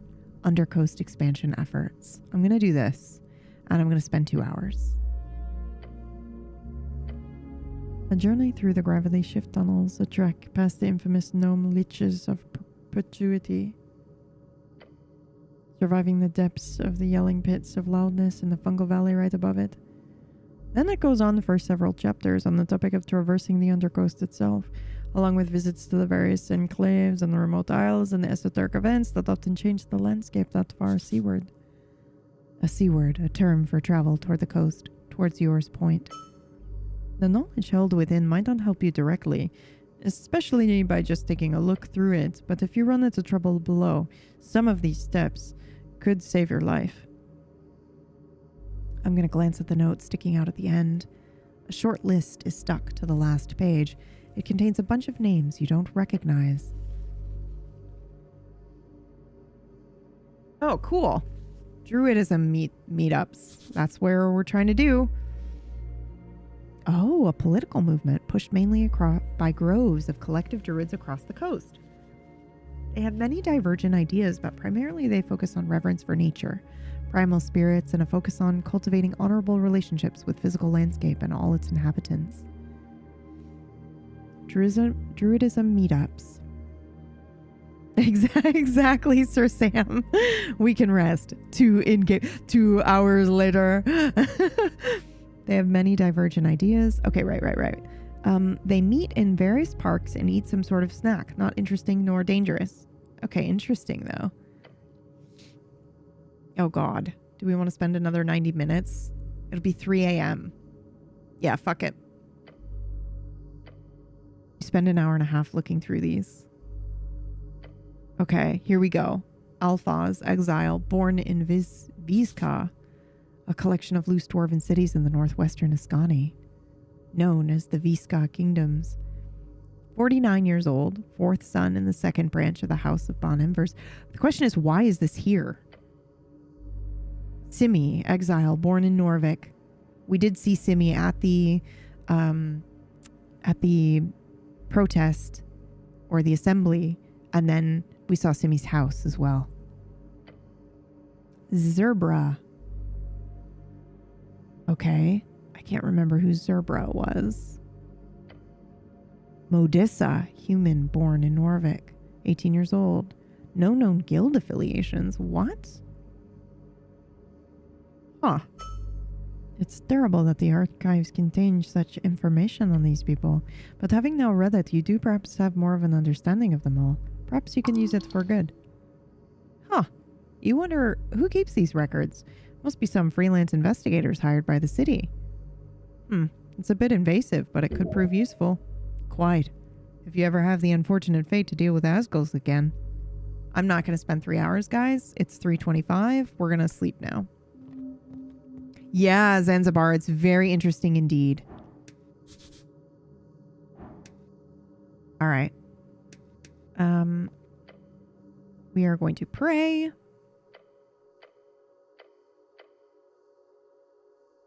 I'm going to contemplate the coin lord of Norvik. A powerful man with much to lose. If he fails his grip, there is no reason to appease him. If he retains it, you are wise to stay his ire. Okay, well, that told us nothing we didn't already know, but I appreciate it. Okay. We're gonna fucking sleep, dude. A fine place to sleep, relatively speaking. There it goes. The first day on the job. Before you lies a bedroll. Yeah, lie down. Oh. Dude, this is so good. This is unbelievably good. Staying within the confines of the guard tower, you successfully spend 8 hours on your long rest.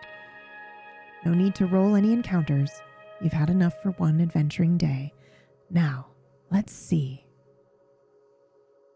Smart move, talking things out with the dwarves. Let's hope you can keep things civil moving forward as well.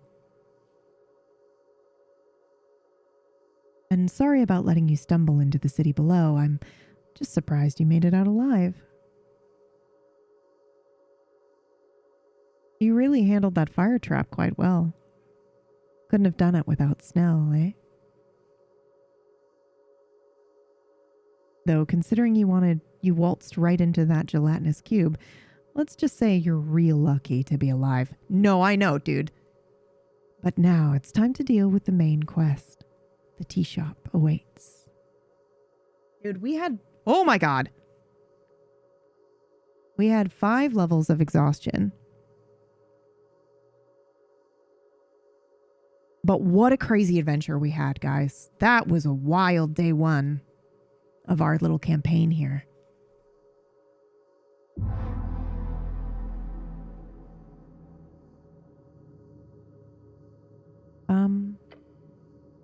Your muscles strain as the second day begins. You should have evidence to solve this. It's not that difficult. Ooh, what the fuck? I'm not feeling too good. What? Really? We're not?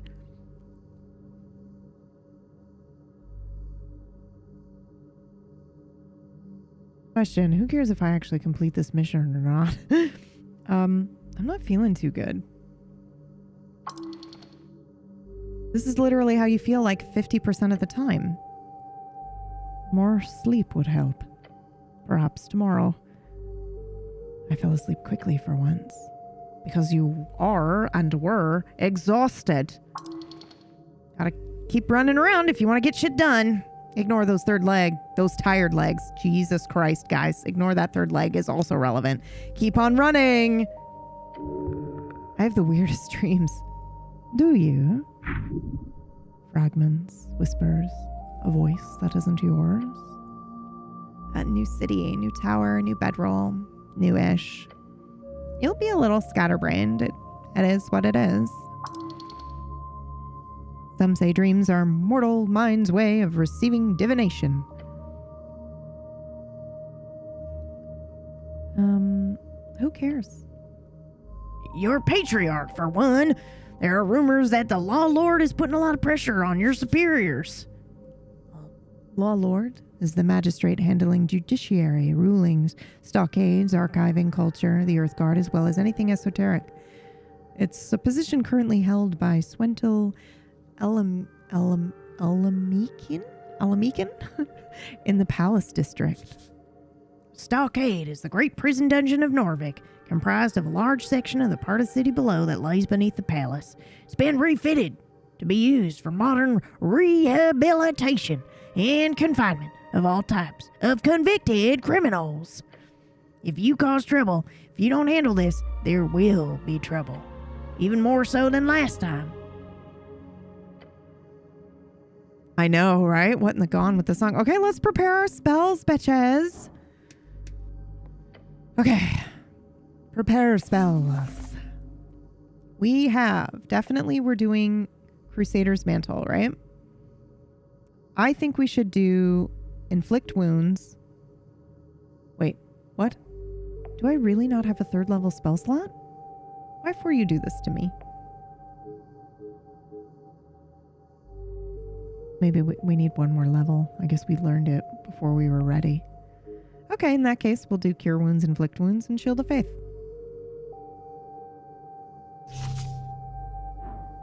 All right. I am going to, now that we're not 5 levels of exhaustion, I am going to heal here. Well, no, because we don't need to. We're fully healed. A copper calendar. Most households in Norvik have one. Your mom told you that. Your mom had one that would glow on your birthday. Oh, it's spinning ever so slowly. The outer wheel moves one full step every day. The middle wheel moves every month. And the inner moves every year. This one seems special. It keeps track of both the seasons of Ascan Reeds, Vorgeni, as well as all major Earthfolk holidays.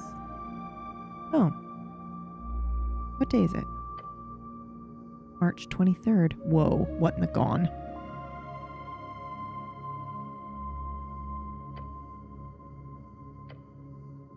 Organi, summer, 6th. Belteni, Reedsian, spring. Oh, no, no, no, no, no. No, no, no. Don't do that. I don't want to sneeze. Belton is the Scani spring.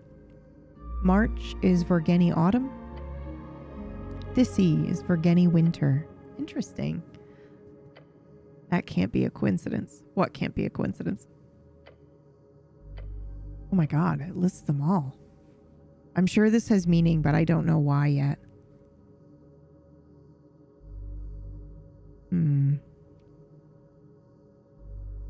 Alright.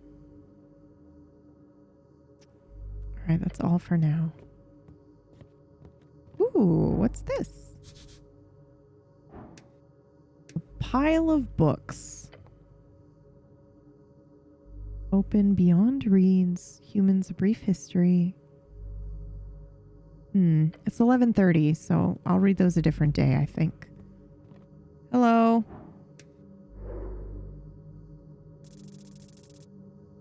Oof, 17. Cold, stern, glorious. She follows orders, the type of orders that grant eternal fulfillment. There is a sadness in her existence. Broken wings stuck amongst lesser beings. What does she seek? Let's also take a look. Oh my gosh, this is not what I meant. Take root. Whoa, what? Oh no, what did I do? What? Trouble brewing. These women running around these streets, slinging Asgulus propaganda to unsuspecting citizens, boys causing chaos in the name of some hapless magazine-inspired rebellion. This cannot be tolerated. It really can be. What? It can be tolerated. It's just some kids. The youth are attempting to get political. They're learning as they go. That kind of looseness will bring order to its knees. It's all... The Asgul youths did nothing to warrant such pushback. This era is one of communication, ideas interchanged freely between a populace of free-minded thinkers, folk dreaming of an egalitarian potential. However, the problem lies with the unfortunates who break and sear Folkarian thought with reckless unkindness. You must pray for them, beg of them, to please stop being so mean. Appealing to their better nature. Great idea. We must keep hope for those with anger in their hearts. Those boys might be unkempt and rough, but they are proud citizens of a great city. They are performing a service, albeit a crude one beyond the realm of law. But the youth Asguls, they're even more unlawful, to a much steeper degree. How do you calculate the degree of unlawfulness? Entirely through the morality of their behavior. Which means... Feelings. Feelings. Yes. You are feeling like the boys are in the right.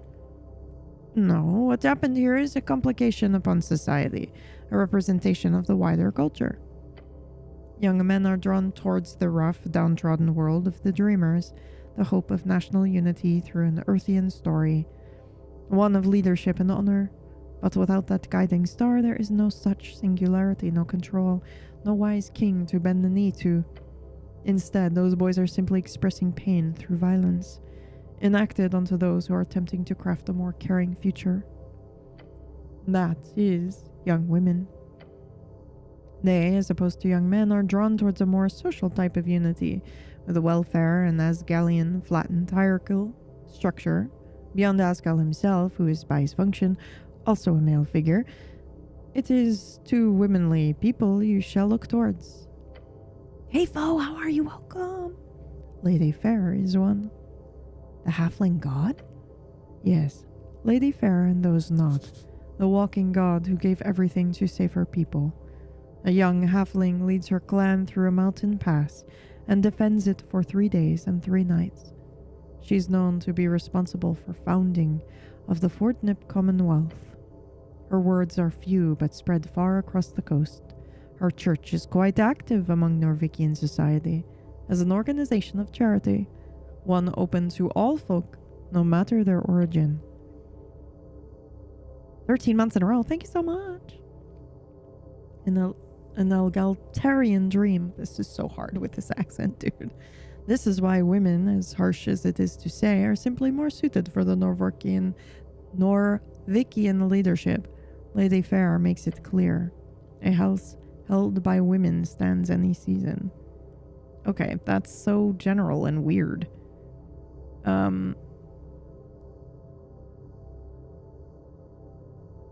Yeah, I think I'm... The accent fits so well, though. Oh, thanks, Zanzibar. I do like the ones that we've settled on. I think they fit. Hello, welcome in, everybody. What were you doing today, foe? I hope you're well. I am. I'm just loving the heck out of this game.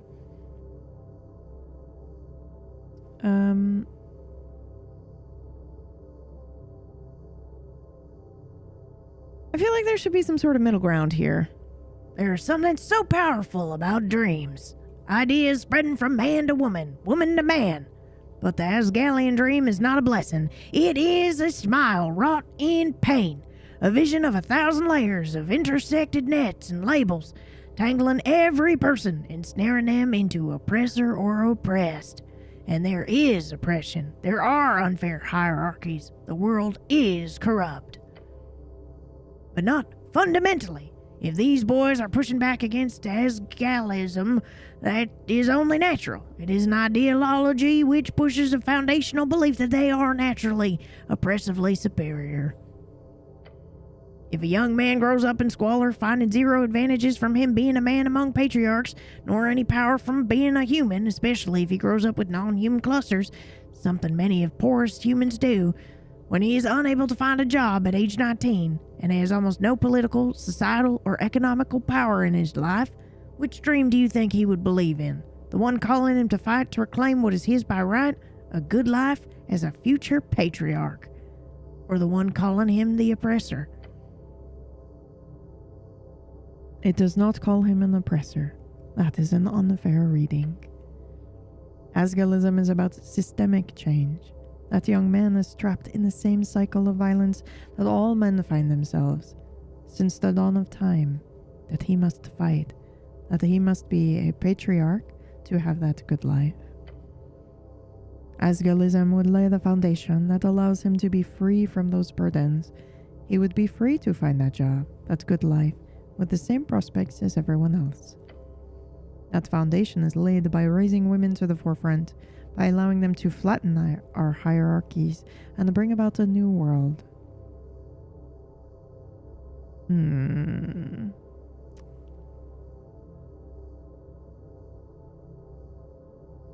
Ooh, this is interesting. I suppose if a man already had it pretty terrible in a world where he's supposed to be at the top, then a world where his advantages are gone would seem even worse.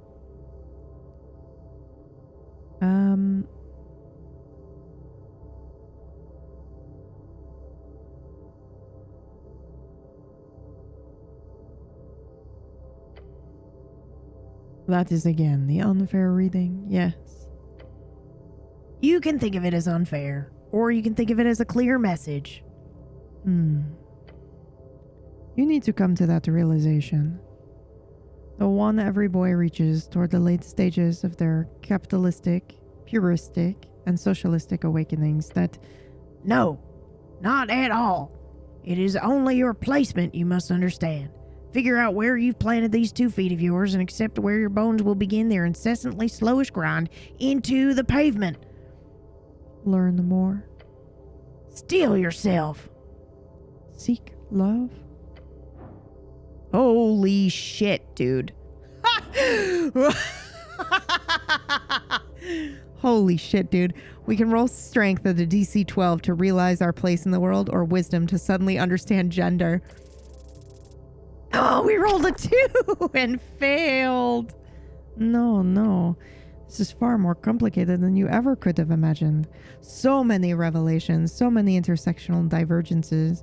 How a man who feels feminine connects in the hierarchy with a woman who feels womanly but acts manly in order to fit in amongst the patriarchal standards, only to be controlled by a manly woman who seeks feminine ideals in order to break those same standards. It is simply too much for you to make sense of, to break down, to sample even an inch of truth from the whole.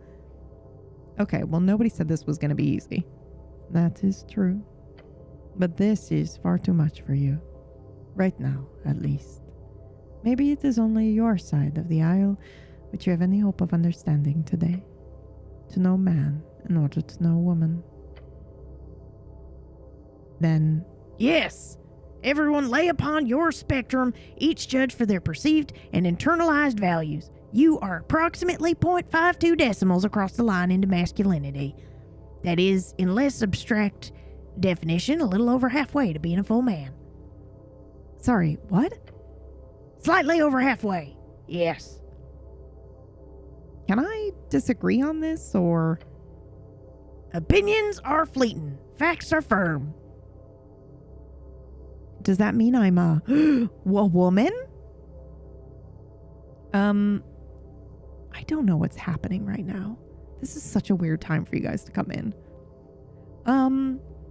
I can deal with that. Of course you can. You're a man. A real man. The average man is, if you think back to your ability to sniff out manhood, usually placed around 0.50 decimals of masculinity. That makes you 0.02 more than the average man. So, I'm actually super manly? Let's not get carried away. You're approximately averagely decently middle ground and manly. A perfectly sized manhood inside of a perfectly median-shaped man. I guess I can work with that. You already have, for many years. Now, you will choose. What? You know the truth, so choose a side. We get to choose a feat? Bro! I'm immediately making a decision. Do so. Stand tall. Do not be afraid. We're going to pick Lady Fair because it's wisdom and we're wisdom based. And also, we love women. It is done. The feminine has entered into your body, your soul, your blood. Be kind to all. We can be slightly less confused about gender and leave. Okay. That was fucking sick as hell, dude. Okay, here's the deal though. That was the questing tree. So it looks like when we finish something like that, we can, like this one's also done. Okay, take root. Oh boy, this is interesting. No, that's Brad, not me. A dozen dwarves and an orc walk into a tavern. The orc turns to the cavern keep and says, "Hey, give me a large one." "I will in a second, Bear. I want to get the other one open too." The tavern keep says, "Please don't turn this into a joke. These are real people you're talking about." What's going on here? Let me continue. So the dwarves go, "These dwarves have struggled as a minority for decades. They deserve respect, nothing less. The political struggle is never a joke. No, really, what's going on? You're divided, but the truth will be achieved." Whatever. Look, the gist of the story is the orc is hard at work, improving this shitty little city. The dwarves are annoying and stupid. Got it? You believe for a second the orc wants this city to improve?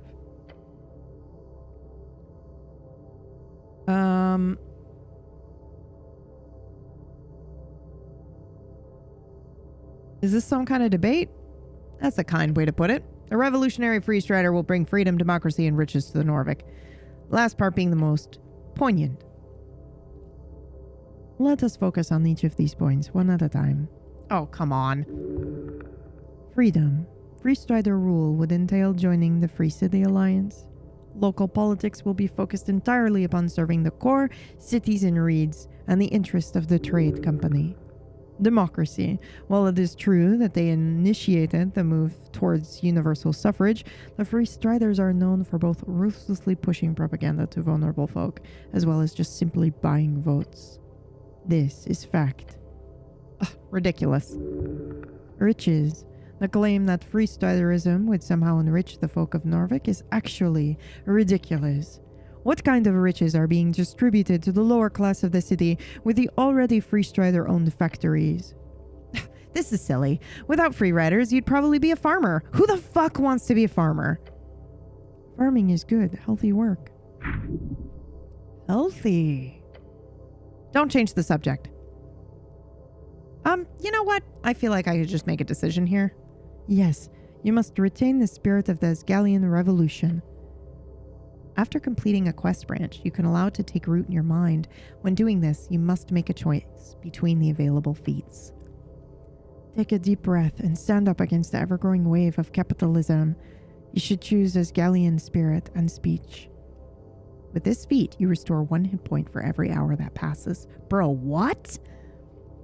Greed ain't so bad. To be able to unlock a better life for yourself, who wouldn't want that? You should choose Money Talks. With this feat, you gain 50% more crowns on pickup. Obviously, we're going with the health, dude. You've chosen well. True harmony comes from being in tune with your fellow folk. The dwarven way is the good way.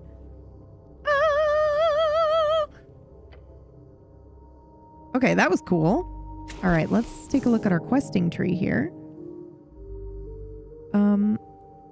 Extra potency in roles when speaking with feminine characters. Oh no. Okay. Why does it say forgo feet? I don't think we want to do that. I'm happy taking those. That's fine. Do I have to accept some other way or? Okay. Level advancement, guys. We leveled up. And this is where we'll probably end the stream today. A health upgrade. Who are you? It's not a health upgrade, technically. It's because our main stat is wisdom and constitution. So I will pick those two. Oh, we get to decide. Okay, I think that we... I think we want to do... Right now, it's +5. This gives us +6. I'm going to go with the Constitution because that was our main one here. A loophole. Understood. I mean, our health is pretty much the same. I believe you can only have so many feats. Okay, so right now we're good with those two, I guess. Until maybe something else comes up. Ooh, missing paladin. We completed it, dude. What? No.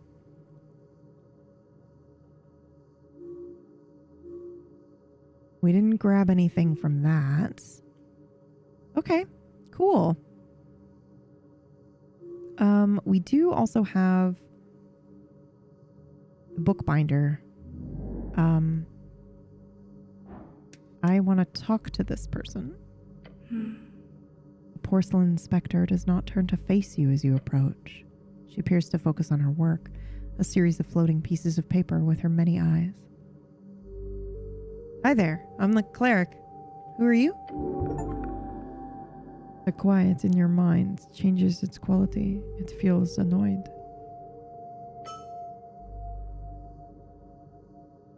I am a tear, she states to you, yet her mouth does not move. Telepathic communication. Speaking with this ethereal creature is unnerving. I saw you last night, right? Yes. The Celestial appears to focus on her work, a stack of many, many documents with her many eyes. There is no acknowledgement of your presence in her many, many eyes. She is avoiding eye contact in an effort to avoid conversation. I am busy. Just look at her documents. They are a collection of some kind of notes, a diary? You don't mind me asking some questions, do you? Oh my God, what? Muster up the courage to ask her about Earth. Absolutely, we're doing this. We succeeded. You clench.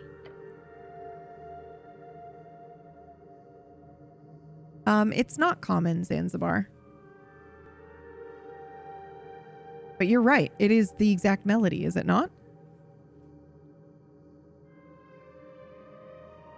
No, that part isn't. It's close.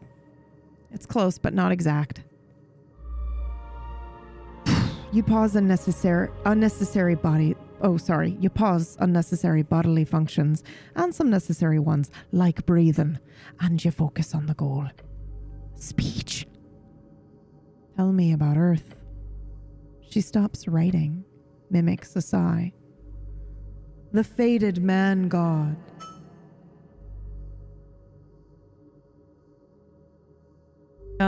That's the guy. Yes. She lifts her hand, pointing towards your chest. I serve his remnants. Interesting. She leaves no words in your mind. The Celestial turns her head in your direction just a little bit. I uphold my honor through service to the Coin Lord.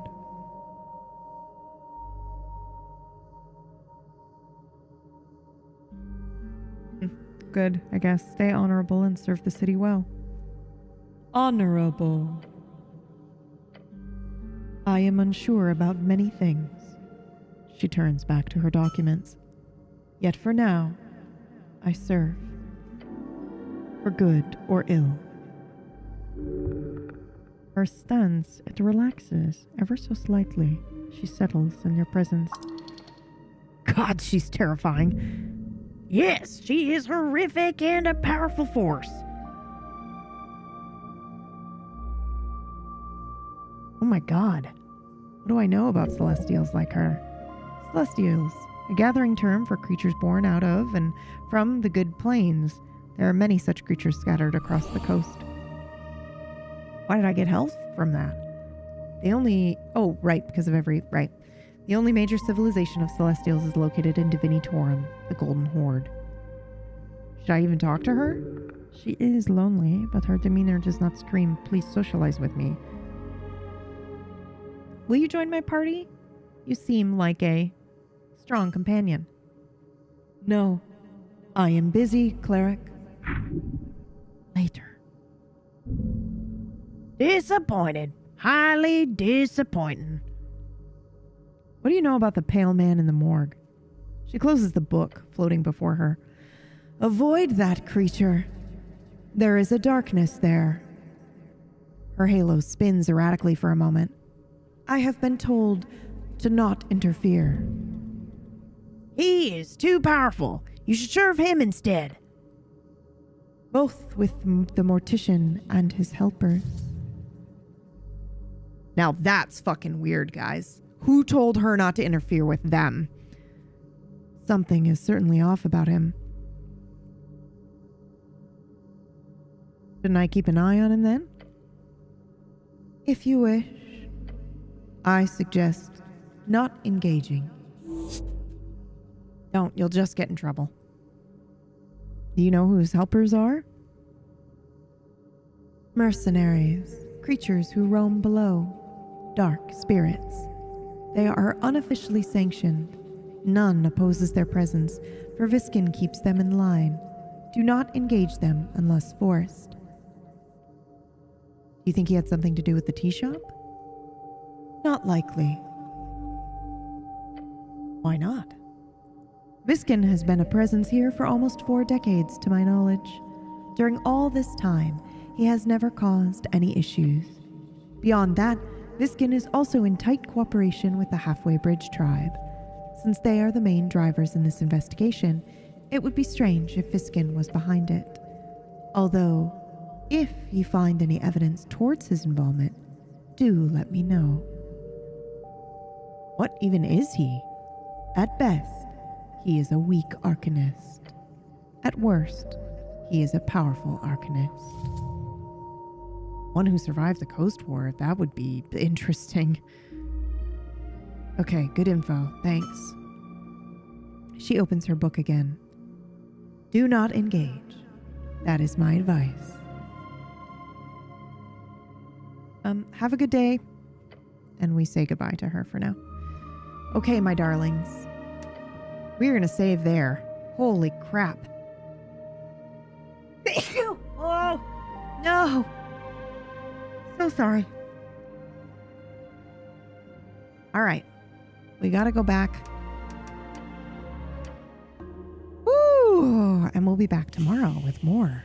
Bless you. Thank you. It gives me slight Disco Elysium vibe mechanically. Oh, it definitely should. It's Disco Elysium, but D&D. But I mean that in the best way. Not as if it's so clearly very heavily influenced by Disco Elysium, but in a way that is like it took Disco Elysium and went, I love you, and wrote a love letter and made its very own thing. And yeah, it's absolutely excellent. You know, there are things that take inspiration and then just don't really do anything new, just change the genre or the setting. That is not the case with this game. It really definitely feels like, you know, they went out of their way and really took the right, you know, messages and things from the OG. Highly recommended. It's incredible. And also there are various number of ways to play through this. I'm sure some of you have been playing this already know, you know, your playthrough is probably completely different. Okay, we're going to go ahead and raid on over here.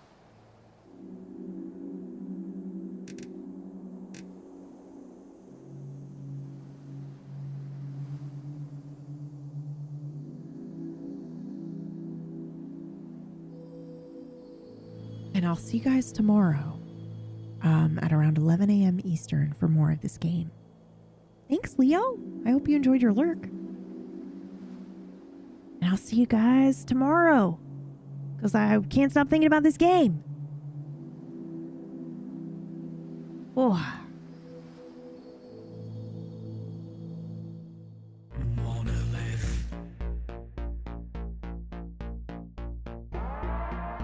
There's only one true monolith. No need to say, we all know who it is. Just take it, yeah, take it, please take it. Just take it from me, we ain't got nothing when we're standing next to PB. She's a universe in a person, joyful yet so profound. And when it comes to telling stories we adore, I think PB takes the crown.